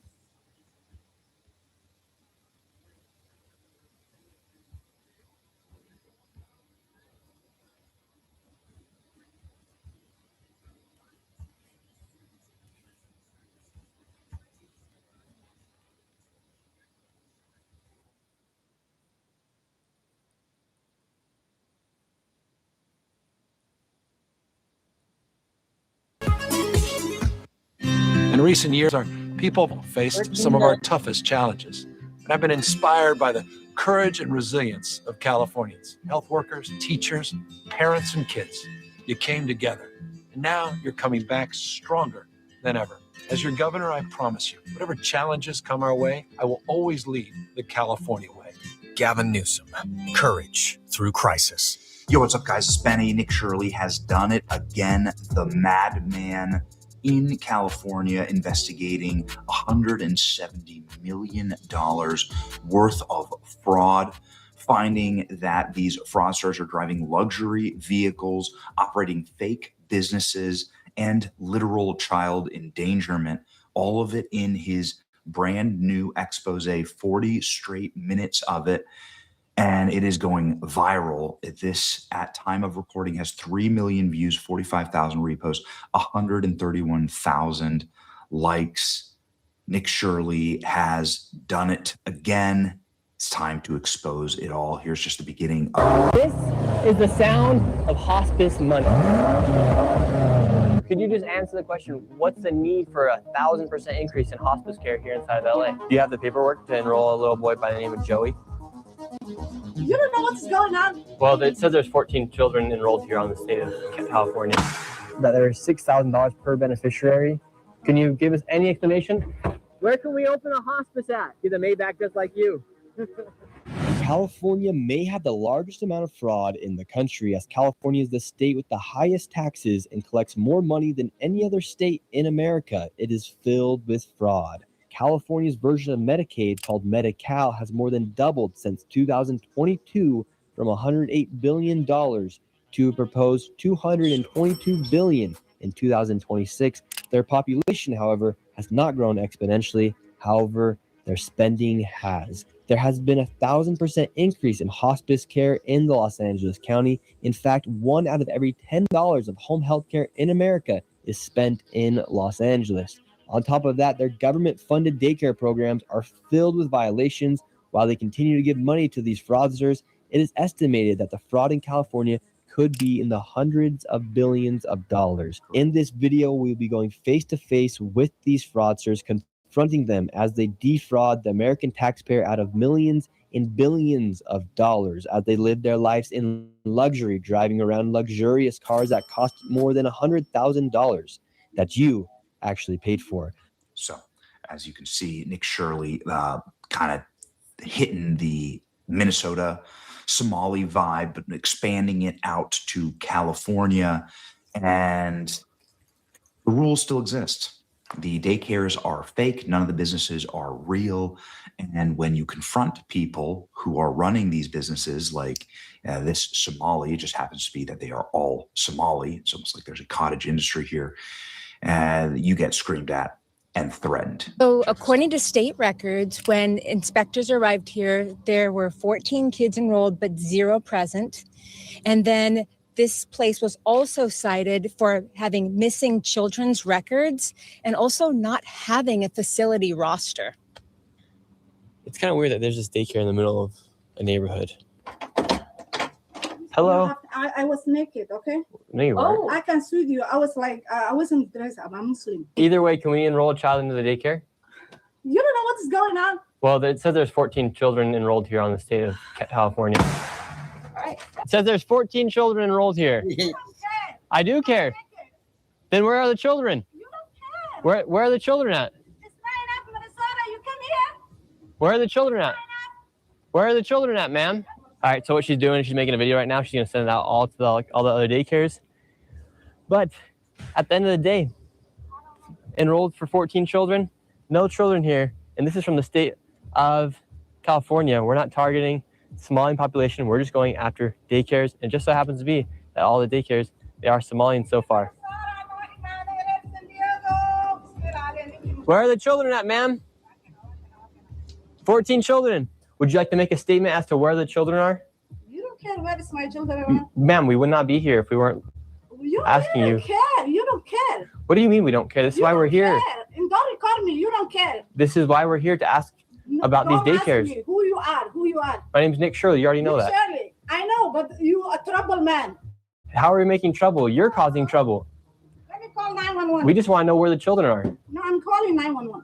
For what? To you. For what? You come to my house. We haven't done I anything. don't know.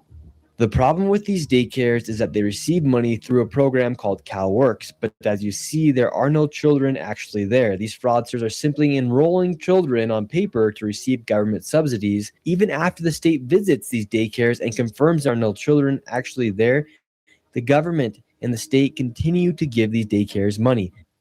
Same fraud, different state.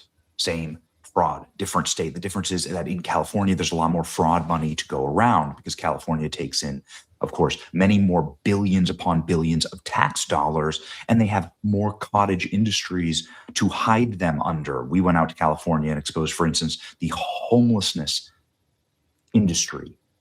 This is the homeless fraud industry that is able to conceal and steal billions of dollars because California has such a problem with homelessness. California has these sort of different problems that other states don't have, and so they can hide all of the fraud and have different vectors for money laundering. Hospice fraud is a massive one also in California. Once this complex full of different hospice companies found out Nick Shirley was there, everybody started leaving in their fancy cars. This is hospice money. Let's watch. Turns out the government tracks a lot of data, and it's scattered all over the place. Word got out that I was inside of the plaza and all the fraudsters started hopping in their cars, leaving the scene. Excuse me.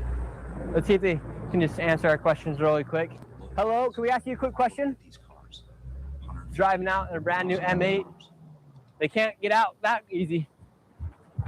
How can I get an M8 as well? Should I open up a hospice? Driving out in a brand new M8 BMW M8 competition. Listen to this thing.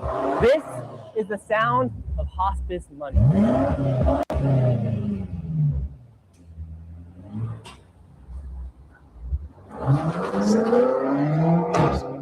And this is the guy who said he's fat because of Dr. Oz. His business is not open today. Seems like this mafia right here is naming all of their companies after the word angel. We have Angels of Valley Hospice. We have Angels of Haven, Angels of Peace, Light of Angels.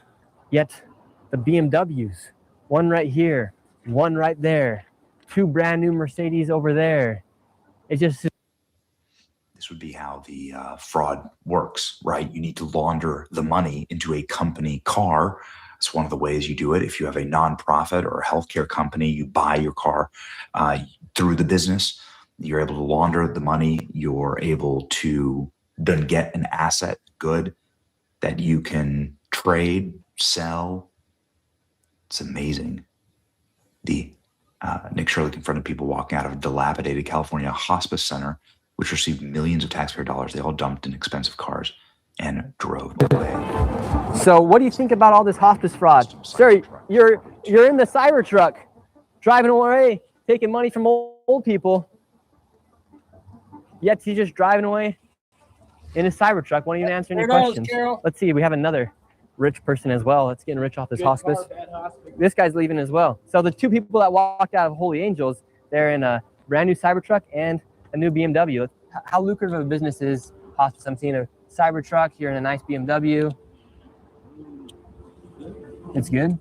Yeah, because it looks like, for instance, Guardian of Angels, that used to be here, $4.8 million they built the state of California.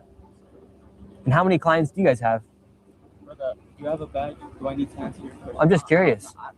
It's not mine. I just work. Yeah. You must be getting paid pretty well, right? Bro, my parents, bro. Do your parents run the hospice? They don't work. No. Is that who's that guy in the Cybertruck? He's your uncle. So it's like a family business to own the hospices. But why was he walking out of the hospice then too? Brother, can you leave me alone? Like these hospices, there's nothing inside of them. If it's not you guys, how come you're in the newest BMW and the newest Cybertruck? Brother, because I can only imagine what the guy is in charge. Just all the other hospices? Do you like taking care of old people? Like, are you the one going out visiting the hospice patients, sir? Uh-oh, he's gonna have to do another point turn. Yeah, you guys are in my fucking way. Move. Well, you could just go that way. what's the key to opening up a hospice if I wanted to open up one? Because you're in the family business of hospices. If I want to open my own, what do you do for work here? Huh? What do you do for work here? Why? Oh, we're just looking around. We're seeing all these hospices, so we're just curious. Oh, I don't know, man. Pure cinema. Man, they're taking hundreds and hundreds of billions of dollars in fraud by illegals and recent arrival, aren't we? They all got to go back home. Unbelievable. 23-year-old YouTuber in a hoodie is once again doing the job the corporate media refuses to do. Blue state politician refused to stop. Foreign criminals are robbing this country blind, and they're not even subtle about it. They're stealing billions in plain sight, driving G-Wagons and Maybachs, fraudulent hospice daycare centers. Yeah. Here's a $19 million adult daycare center. Man, he did it again. Just showed up and checked the plates. Just show up, just check the plates. This is the U.S. attorney for Los Angeles. TikTok, we're coming for fraud in California. Yes, there will be more arrests. You can read about some of the cases here. There was also an apartment building that had unsupervised children in it. 2 kids with no adults, 0 supervision. California is way worse than Minnesota.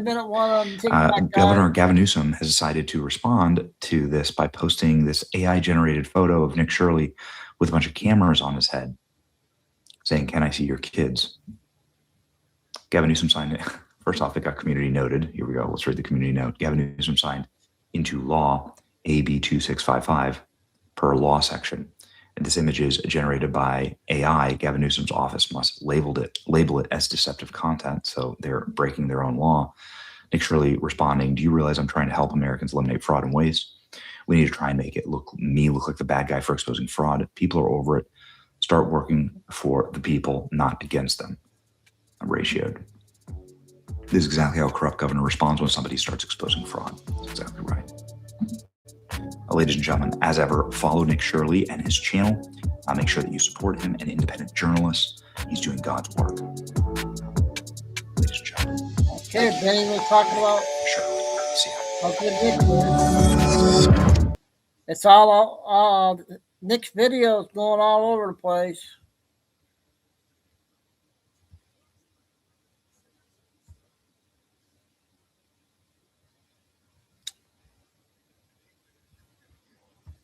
Dang it.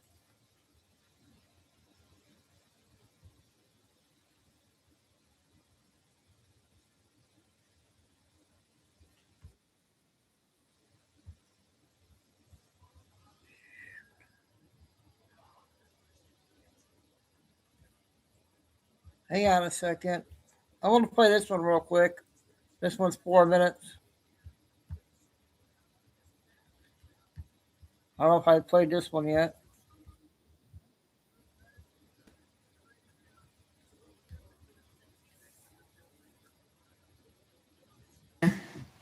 Because of what is happening in the world, we need to talk about power. What you are watching in the world today is a crisis of a global jockeying for power.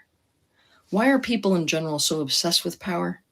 Because power is one's ability to A, bring about what they want to experience, and B, avoid what they don't want to experience.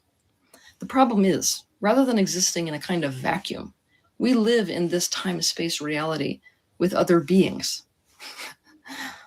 And as you have noticed, they can play a role for or against what we want to experience, for or against what we want to avoid.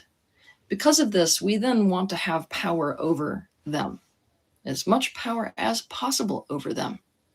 It's essentially a defense mechanism, one that we think guarantees us to experience what we want to experience and avoid what we're desperate to avoid.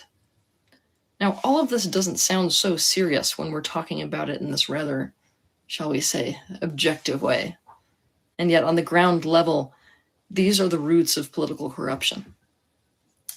These are the roots of the loss of personal agency, of forced separation from those who you love and upon whom your life depends. These are the roots of violence, and they are the roots of war. Why is it important to know this? Because the roots of war live in each and every one of us.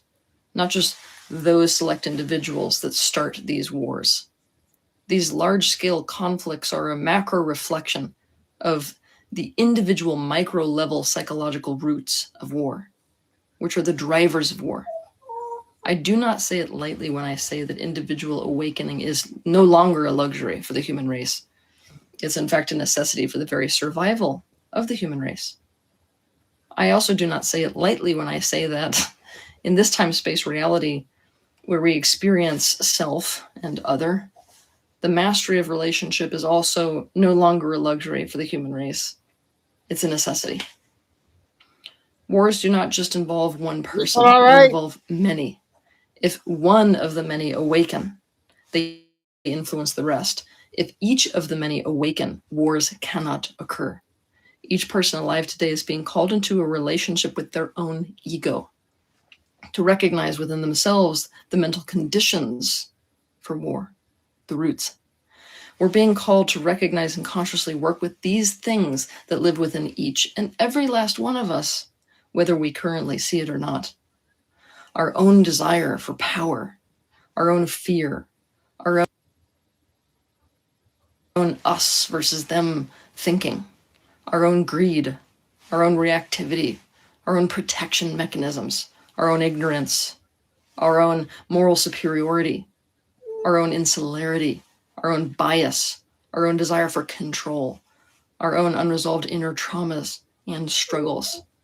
And this is not easy work, though it is by far the most important work of all. Conflict starts in our inner landscape.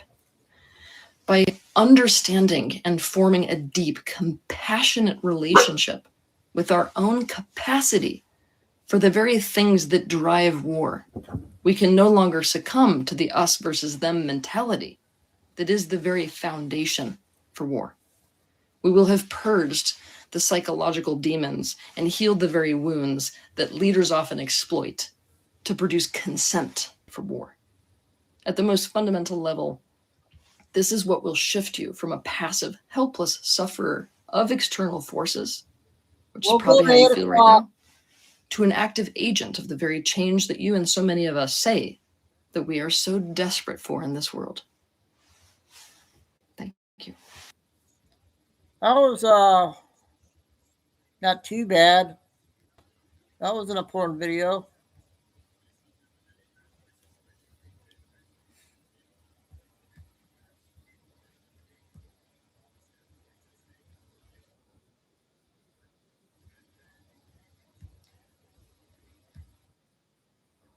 March 17th, the year of our Lord, 2026. Will be next. I want to introduce you to somebody. That's Mr. Joe Kent. It's a black and white picture. He is the former director of the United States Counterintelligence Center. He just resigned. I'm not going to disparage Mr. Kent. He served this country well. I want to give you some information. I just had a conversation with people on my team. I'm the founder of EPAC, Ensure the Preservation of America and our Constitution. I have people on my team, former Department of Defense out of the Pentagon, intelligence and counterintelligence analysts, former CIA, judges, attorneys, investigators. We all brief each other each week. We just got off a briefing hours ago this morning about Mr. Kent's decision to resign from that position. He was appointed by Donald Trump. Mr. Kent decided to, I guess, make his point that Iran did not pose an imminent threat. I'm going to give you information that you are not getting. Number one, the Democrats do not want to provide for this nation's common defense. Number two, our intelligence community throughout the United States, and specifically in the Pentagon, advised President Trump just weeks ago that Iran posed an imminent threat because they were just weeks away, if not a week away, from delivering weapons-grade munitions anywhere they wanted to, specifically in the region. Ladies and gentlemen, the Democrat Marxist machine in this country, Democrats in Congress, Democrats in the Senate and around this country, no longer want to provide for your common defense or this nation's common defense. I have that on record. I posted it on record in my fourth documentary called A Nation in Distress. The Democrats, part of their political warfare is to keep this country from being safe. They no longer want to provide for the nation's common defense. It's in the Constitution. I witnessed Benny Thompson and the Democrats actually say that and make it a matter of record that they don't care about making this country safe. This is a war that they're waging on you and I, our society, and conservative Christians, and our nation as a whole.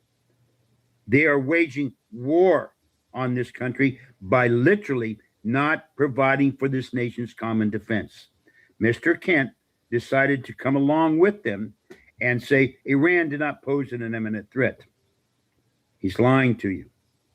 The National Defense Apparatus, intelligence apparatus, headed by Tulsi Gabbard, basically said, like I just told you a minute ago, the intelligence was there.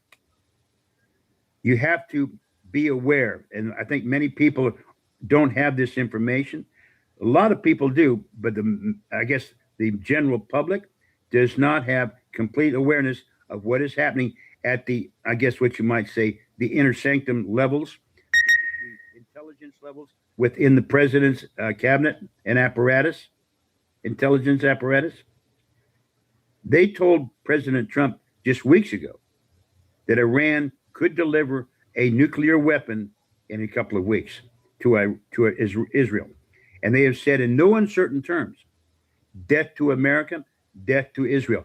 They don't think like you and I. The Iranian and the Iranian regime, the IRGC, do not think like you and I. And they don't care about life or limb. They want to dominate the region, and they want to dominate basically what you might say I wouldn't say the planet, but they want to dominate and make themselves important on the global stage and in the balance of power on this planet. Ladies and gentlemen, when they make threats, you need to take them very, very seriously. And President Trump was listening to them. They knew it. President Trump knew what was going on. Mr. Kent, here's the thing I'm going to tell you.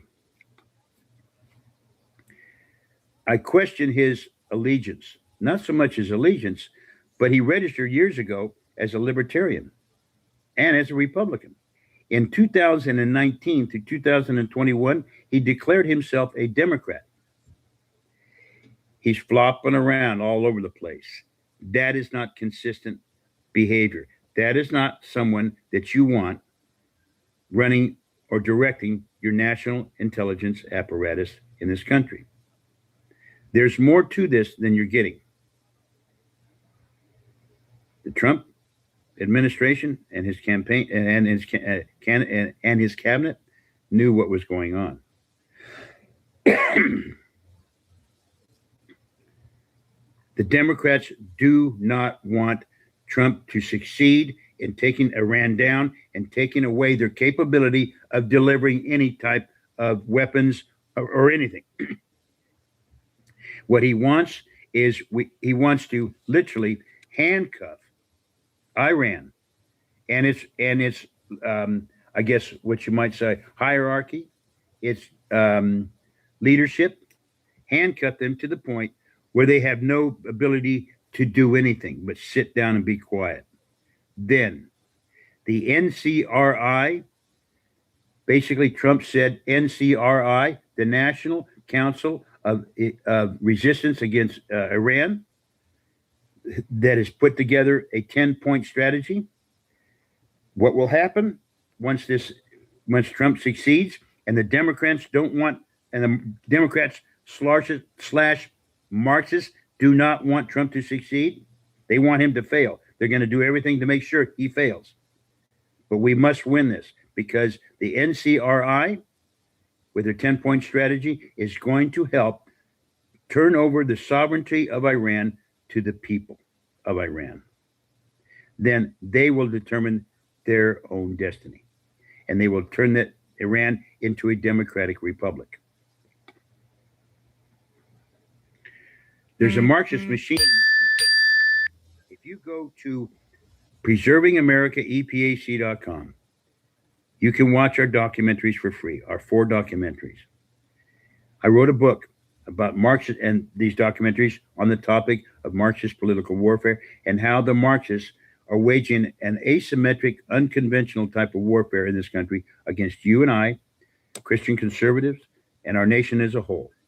They want to take ownership of this country, but they're going to do it now in not so much an unconventional type of way. They're going conventional. Ladies and gentlemen, we have a big problem here. Members of Congress, they call themselves Democrats, and members both in the upper and the lower house, don't care about this country. You can see it all over the place. And I think many of the people in this country can see it. Adults can see it, and they understand it. This is war, but we can win it. I guarantee you we will win it. I guarantee you we will win it. Watch as this develops.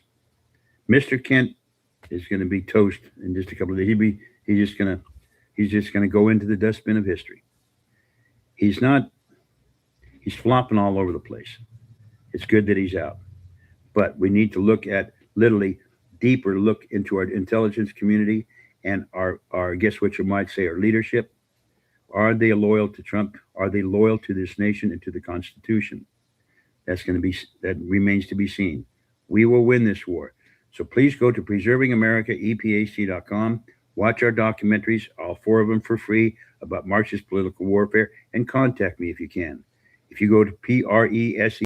Okay, our news guy TikTok there.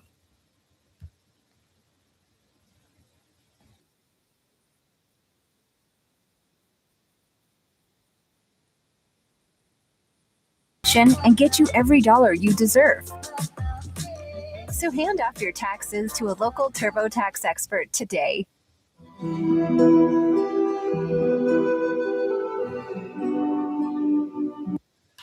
Welcome to Truth by Billy Bean, a flash 21 update, minutes. March 17, 2026. Time in Texas about 11 a.m. Some of the things we'll cover. What's going on with space weather? President Trump, new states? We'll see. And the U.S. Congress is getting involved in taking communism down in China. And the U.S. military in Israel continue to successfully prosecute taking down a form of communism in Iran. So let's get started. So we have from space weather, March 16, we had a M2.7 class flare that's going to give us, that produced a CME that's going to give us a geomagnetic storm. March 19, the level has been increased now to a G2 or 3 on March 19. We have this from Warren Buffett. He's a U.S. billionaire, talking about how to control the U.S. deficit. And he suggests the U.S. Congress pass a law that when the deficit, how much money the U.S. owes, gets above 3% of our GDP, how much money we've made in a year, that all sitting members of Congress become ineligible for re-election. So I wouldn't suggest holding our breath on that one, but something along those lines, I believe we should support in the future in order to force Congress to manage the money of the U.S. in a good way. And we have this. Okay, so Cuba, we reported yesterday, Monday, about 2 p.m., all electricity went out, including government offices. A few hours later, they had a 6.0 earthquake on the east side of Cuba near Guantanamo Bay, U.S. prison. A 6.0, about 20 kilometers deep or about 12 miles deep. It was strong enough to have been felt in Havana. And President Trump puts this forth, that it'll be an honor to take Cuba. And we know that Marco Rubio, Secretary of State of the U.S., is currently in talks with the Communist Cuba President Diaz-Canel. And we know we have tens of thousands of Cubans living in the U.S. who would welcome nothing better than the U.S. taking over Cuba, getting rid of the communism, putting in a good form of government. Now, it's coming out that possibly Cuba could maybe become another U.S. state. We have Hawaii, so why not Cuba? And we have this from Newsweek. President Trump jokes about making Venezuela our 51st state. Well, that would mean Canada then is 52. Maybe Cuba could be 53. And then we still have Greenland. So that's going on. And we have this. What's up with shipping? So we've been seeing the Strait of Hormuz with the U.S.-Israel conflict against Iran and taking down their communist form of government that operates through a religious theocracy, a government that machine guns down its citizens and its unarmed citizens in its streets. And also, it's my opinion that Iran does have nukes already in underground bunkers, and they've had them for decades. And if they had the opportunity to nuke Israel, to nuke the U.S., they certainly would do it. That regime has to go away. In order to bring in a new form of government in Iran, is going to require the U.S. and Israel neutralizing the psychopathic leaders at the top of Iran's government. Currently, they're clerics, mullahs, and IRGC, and so on. That's their IRGC is the military arm of the Iranian government that's designed to keep the people down, similar to the system we see in China. And so what's up with shipping? And we know that Iran then is controlling the Strait of Hormuz that's currently strangling the global economy in terms of stopping the flow of oil from the Middle East. Now, it comes out from what's up with shipping. There are two small islands right about here. And how Iran is operating now, they are letting a few ships pass by, is that the ships have to actually go between, so there's two islands right here, and the ships they're letting pass have to actually go between these two islands, and then they can come out. That's because, and Iran then makes a visual check of the vessel and then okays it. If it's not U.S. or Israel or doesn't have investors in the company that are U.S. or Israel citizens, it lets the ship by. But what's up with shipping puts out that the reason Iran requires the ships now to pass between two small islands so Iran can do a visual check on the ship or the tanker is because Iran will not risk getting in a ship or a boat in the Strait of Hormuz. because they know they'll be blown away. A steamy, relaxing spa. Soothing eucalyptus bubble bath. So now I submit, 14 minutes. We heard in the past 24 hours, President Trump is surging 5,000 Marines. He's also bringing in 3 amphibious ships from Japan. We know that it's imperative now for the U.S. To control the Strait of Hormuz. Can it be that these 2 small islands will be the epicenter of the U.S. Special Forces taking them over and regaining U.S. control of the Strait of Hormuz? And oh, yeah, I got this to say to all the NATO nations. President Trump asked to help in the flow of commerce through the Strait of Hormuz, and every single NATO nation, plus Japan and South Korea, even though they depend heavily on oil flowing through the Strait of Hormuz, said, no, we can't help. Okay, President Trump, let this be the foundation for moving forward in the future for the U.S. getting out of NATO. Let the European nations defend themselves.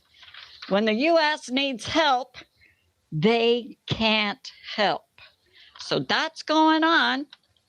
So what's up with shipping reports? Yeah, we've had a few ships passing between these 2 small islands in the past 24 hours. So that's going on. And we have this.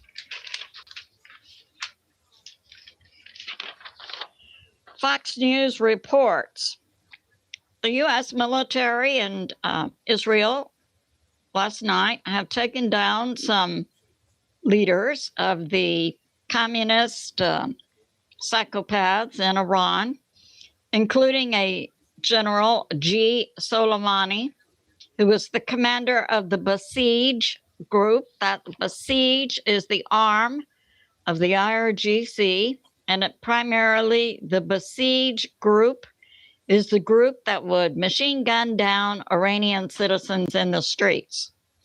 They've also taken out a clergy level leader, Ali Loristan. So that's going on. Those psychopaths have to be neutralized. And we have this. We have that China now, yesterday, stopped all exports of fertilizer, and China is a major supplier of fertilizer that we know is important in farming. It appears that the reason China is stopping the exports is because the Chinese economy is collapsing. The cost inside China of making fertilizer has gone up 40% since the U.S. and Israel began to hit Iran. Now we know much oil from Iran goes to China. So that's going on. But China is stopping the exports of fertilizer because China can no longer afford inside China to produce the fertilizer. And we have this, and I put out last night a flash that President Trump has postponed his trip to China. It was supposed to be March 31 to April 2. He's postponed that for a month or so because the U.S. and Israel are going to massively escalate the military prosecution inside Iran for the next month or so. President Trump wants to be, of course, in his skiff, watching and calling the action. So that's going on. But we have this, that inside China, now we've seen Xi destroy the chain of command in the Chinese military in the past several months by purging the Chinese military of 100 generals, getting rid of 52% of the chain of command, and he's effectively broken the chain of command in the Chinese military. Now, if it is invalid, we promise a tenfold refund. This denture can be successfully worn in just 1 second. It's coming out that Chinese weapons were on full view in the U.S. and Israel hitting Iran. Iran had Chinese weapons and radar, which massively failed in combat situations, or they were simply overcome by the strength of the U.S. weapons. But China now clearly recognizes that their weapons did not hold up in Iran. So now Xi is purging the Chinese weapons industry. He's getting rid of the scientists who developed nukes. Now, why would China have to get rid of a nuclear scientist in view of what's going on in Iran? Has China put nukes in Iran? So that's going on. So he got rid of a leading scientist in that area. He's gotten rid of a leading scientist in China who developed radars. He's gotten rid of a leading scientist in China who developed missiles. So the missiles guy is Wei Yan, and the radar guy is Wu Mangjin, and the nuke guy is Zhao Jinping. So China, Xi continues to purge the Chinese military, and now he's purging the Chinese weapons industry. And we have this, China's Xi's advisor on Iran, Zhang Kuo-king, who I believe may be being set up as a replacement for Xi. So this guy is advising Xi on Iran. And Iran has asked China for help. But China currently is providing intel, we believe, to Iran. But China is not going to send warships to fight against the U.S. military. And we have this. In 2016, China built Iran's telecommunications network inside Iran, which the U.S. and Israel hacked. And now they're getting all that. Of course, China, anytime they sell any kind of technology, China puts a back door in it. So China can spy on nations who are using their technology. But the U.S. and Israel hacked it. That's how they knew about the meeting on February 28th. So way to go, China. You are benefiting the U.S. military and the military of Israel. So we have this. I think I'm probably going to go to 7:30. We're also hearing the U.S. Congress is in the process of passing several bills aimed at taking down China's. Number one, they're putting police stations, and we know, I've reported in the past 2 years, inside the U.S. The commie Dem JB allowed Chinese police stations to operate inside the U.S. with the Chinese communists going against U.S. citizens who are of Chinese ancestry, in some harassing them, beating them up, in some cases disappearing them, and also to hack into U.S. Certainly military operations, telecommunications, electric grid, and so on. So now the U.S. Congress is going to pass a bill outlawing this occurring inside the U.S. And we have this, that the U.S. Congress is also in the process. They have passed in the House a U.S. law against Chinese organ harvesting, against both Chinese citizens inside China, and the U.S. could simply place sanctions on China. It's being put forth by the U.S. Congress that China. Ever heard of a cherry tree that bears fruit in just 2 months? This is the latest breakthrough by Yale University and the U.S. Department. Has murdered tens of thousands of its own Chinese citizens, mostly young people, average age 28, but certainly down to the level of children.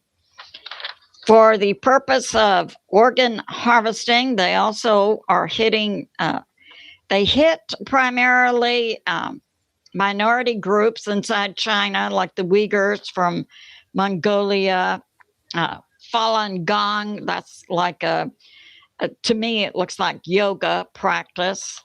And now they're hitting Christians because China's official government position is the Chinese Communist Party is to be worshipped and the CCP is God. So that's going on.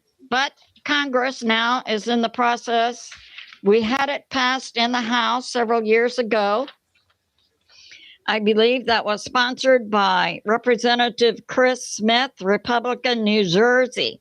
Now it's in the Senate, being sponsored by Republican Ted Cruz from Texas, and also Jeff Merkley, a Democrat from Oregon. And that is to make it illegal, the Chinese organ harvesting, illegal then, for China to continue to engage in this organ harvesting process in China and also coming into the U.S. and disappearing American citizens for that purpose. And they will do it by virtue of sanctions against China and then sanctions against individuals in any nation, including China, who associates or is engaged in organ harvesting. So this, let's do a summary here. I believe that we have united in the United States, God, the American people, and President Trump to bring down communism and forms of communism, such as we see in Iran masquerading as a religious theocracy, but it's still communism where the government has all the rights and the people have none. But we see the U.S. and Israel fighting against communism in Cuba, in Venezuela, in Iran, in China, and look out, Canada, because what's taking form in Canada right now is communism. And the first step of a communist government is to disarm its people. So it's good to be in prayer for America, President Trump, the U.S. military, and world peace. I love you, and I'll see you soon. Okay, I'm gonna play 6 more short ones and call it. Got a lot of stuff out. Yeah, each day is it's different. Some days there's stuff, but there's so much out there. Trying my best to stay out as long as I can. We'll get 6 more short ones in.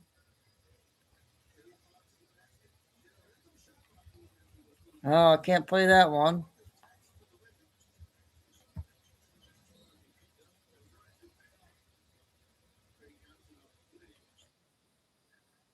Hey, she's back. We missed her another day. Hold on. I was sent this by a few people. Charlie Kirk was killed with a miniature explosive, likely made at Accurate Energetic Systems in Tennessee and purchased by the DoD for $425K in May of 2025. You can bet Steve Feinberg was involved in the planning of his public assassination. Well, I pulled all of Accurate Energy Systems contracts from usaspending.gov, and I found this one. This one, the address is in Tennessee. It is for miniature XS demolition devices, anti-personnel, SPM. That's what caught my attention. We're going to come back to that. The amount is $440,494. The procurement period, May of 2025 to August of 2025. So I went and looked up all other procurements because as somebody who has done DoD procurements before, that was a really odd amount of time. None of Accurate Energy Systems procurements were less than a year, except for this one, because that's not how they procure things. I went and did more digging. The contract was signed on April 22nd, 2025. A lot of weird things about this procurement. It was a simplified acquisition process, meaning did it quickly, and it was one bidder. They did not put it under any of the IDVs, which are the vehicles that they have for all the other hundreds of tens of millions of dollars that AES had with them. It gets worse. These devices are made for special operations forces, and the XS anti-personnel are tiny ones to kill people. They're put on people. If you want to get darker, Steve Feinberg, our deputy SecDev, well, his old company, Cerebus, owns the company, I forget the name of it, that trains the special operations forces on these detonation devices. He's the one who put protecting the blue and white country in his priorities as the same as protecting America. So you have a procurement that was signed April 22nd and started May 1st, ended August, for tiny devices to kill people. Forgot to mention that the plant that the address is at, well, it exploded a month after Charlie Kirk's assassination, and everyone in that plant died. No survivors. Correlation doesn't mean causality. I'm a big, big advocate of that. However, something doesn't smell right at all. So if someone knows more or can help me correct some of this or figure out what's going on, let me know, because it doesn't fucking look good. Stay tuned. Were our tax dollars used to? Okay, I got a second one.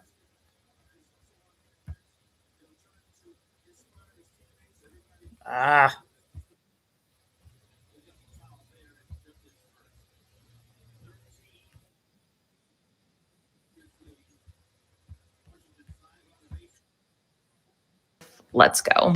I spent my career at the CIA and NSA and also advised other intelligence agencies. I now have my own corporate intelligence firm. All of these opinions are my own. This analysis is my own for entertainment purposes only. You can find all of my deep dive investigations, sources, videos on my Substack, as well as a Follow the Money investigative toolkit that I created so that you all can follow the money as well. It is the step-by-step process guide, sources, everything that I use. That is in my bio. I appreciate you all so much. We are still top rising in US politics, so let's go. There are two types of liars in intel. You have your normal liars, your Joe Schmoes. They're going to lie to benefit themselves, cover up. Those lies are going to look random. They're going to be whenever there's an opportunity and they need to lie. Then you have assets, and assets have lives built for them, and they're lying. It's going to come across as more of a pattern. I want to keep this in mind as we go through the behavior of Erica Kirk and some of the red flags I've seen and align it to a behavior pattern of an asset or an intel op. 3 instances have stuck out to me to make me truly question what was going on. In 2013, when Erica Kirk was 24 years old, she was in a documentary with the director of the CIA talking about electromagnetic pulses, EMPs, which her mom, who owns a defense contracting firm, that's what they do. And she was talking about taking down the American power grid. That's not fucking normal, all right? Not only is it not normal for a 24-year-old who didn't study this stuff to be the face of talking about EMPs, but it is also not normal to have that kind of access to the director of the CIA. Like, you have to be incredibly well connected and know your shit. And yet she never talks about it. Second really odd piece of behavior is the fact that in May of 2018, she tells a story about going on a pilgrimage to the blue and white country with her mother. and happened to be the same time that the Jerusalem embassy was opening. And so Charlie Kirk was going as well. And she saw him in the airport and recognized him. He wasn't well known at this time. Knowing about Charlie Kirk's faith and divine intervention and all of those things, I'm going to call bullshit on this. And what it looks like is that this was a planned encounter. And what happens is you bump into your target, or you create a relationship without creating a relationship, so that when you do meet, it is not so random. That's what this looks like. Another thing that struck me as very strange about her is that she has no real friends. She has no real connections, and everything is a lie. This pattern of behavior is just screaming asset. The third huge red flag for me, and this was probably the one that got me started thinking all of this, is that she was living in New York City at 29 years old. And she flew out to TPUSA to interview in Arizona for a nonprofit. She's like, I'm going to go interview at a nonprofit. I have 2 degrees, according to her. I think people are proving that not to be true. Surprise, surprise. JD, I'm going to go interview at a nonprofit. And then she flies back to New York City and gets a real estate license. The thing is, what she does and what she says don't add up, which means she's living a lie. That's what that pattern of behavior tells me. She's living a lie. In addition, it's already come out that Tyler Boyer said she called him for the interview and she was dating Cabot Phillips. So she has integrated herself for 2 connections related to Charlie Kirk. So it's not by chance. I think that those 2 people told her a lot about Charlie Kirk, and she learned about a target. Let's just say that happened. So her target's Charlie. She learns everything about him, who she needs to be to attract that kind of man. It is not hard to do, all right? And she plays that role. But she's not the mastermind. If you look at the epicenter of what I've looked at between Superfeed Technologies, the Blue and White Country Connection, Tyler Boyer, Erica Kirk, you know who sits in the middle of all that? Her mom. So just my opinion again, and stay tuned. The long-awaited assessment. Okay, those are 2 important ones there. 2 more short ones, you guys.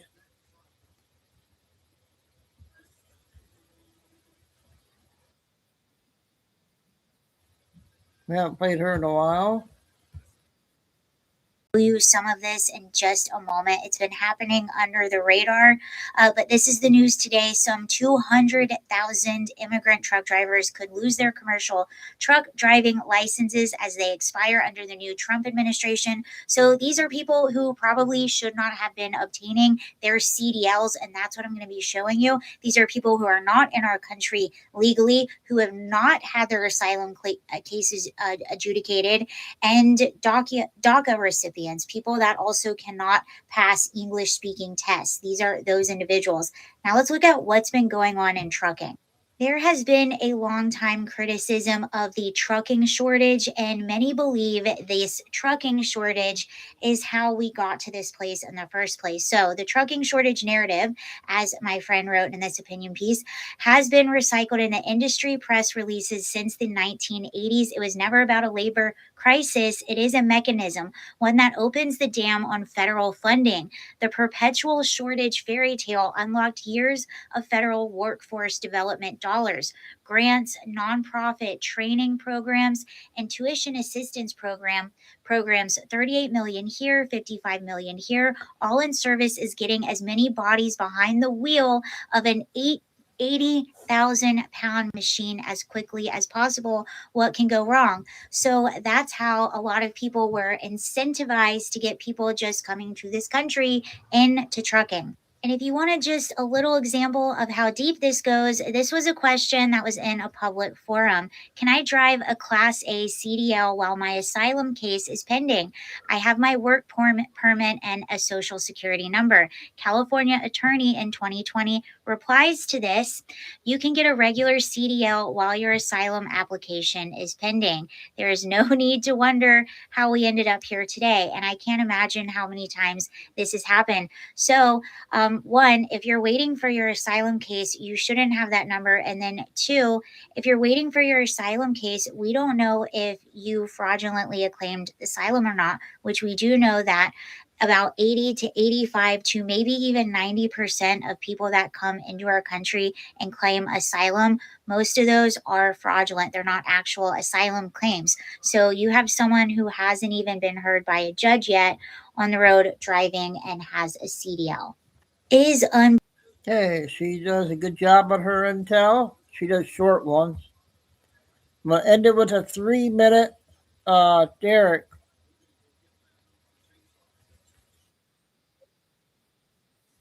I think this is a new one, I believe, Flying Eagle. Speech. We've been invaded. We've been invaded. We were invaded. It was an invasion. An invasion. Those are proclamations now 6 years old, ladies and gentlemen, and he's been consistent with it. Then listen what it says. Called into action by Congress or temporarily. Remember the other day? Remember all the validation I got about resolution? They started talking about the War Powers Resolution Act. Who's the only podcaster, and I'm not a podcaster by trade, well, who's the only one who's been talking about the War Powers Resolution Act? Why are they all of a sudden talking about the War Powers Resolution Act? So when you apply this, here's validation and straight up operation. From 21 to 23, so 2021 to 2023, it was displayed to you, the people, that quote unquote Joe was a Democrat president, had a Democrat controlled House and a Democrat controlled Senate. How come they couldn't make that resolution then? The resolution, the War Powers section that they're talking about was already in the War Powers Act. That is section 1550 that I'm talking about. I've always talked about December the 20th, 2019. It was passed in the 2020 National Defense Authorization Act, your defense budget. But guess what it says in the 1550? It's what? Temporary. It says you in codification, this is temporary, meaning it's not for future presidents. It's temporary. What did this just say? Called into Congress. Congress is the one who places it in the War Powers Resolution Act. It was a Democrat House of Representatives who voted it in under President Trump. Nancy Pelosi was the Speaker of the House. Ladies and gentlemen, they did not dissent. They didn't nay vote. They passed this defense budget with this very specific language in there, the section 1550, which is the congressional authority, the congressional authorization for President Trump to report the use of military to the Congress. And this says action by Congress or temporarily. The codification says temporary. And it was put there by Congress. So if Congress was real and they weren't in a partial continuity government right now, then you could ask them, all right, so in 21 to 23, 2021, 2022, 2023, Democrat president, Democrat House, Democrat Senate. Why didn't you terminate all of President Trump's executive orders then? Why didn't you resolve this resolution then? You had every authority and power if you were real, if you were a legitimate government, if you weren't a puppet government. It answers everything. It answers everything. From March 2020, President Trump has told you what? In every speech. Okay, that was ending of tonight. I'm getting tired. All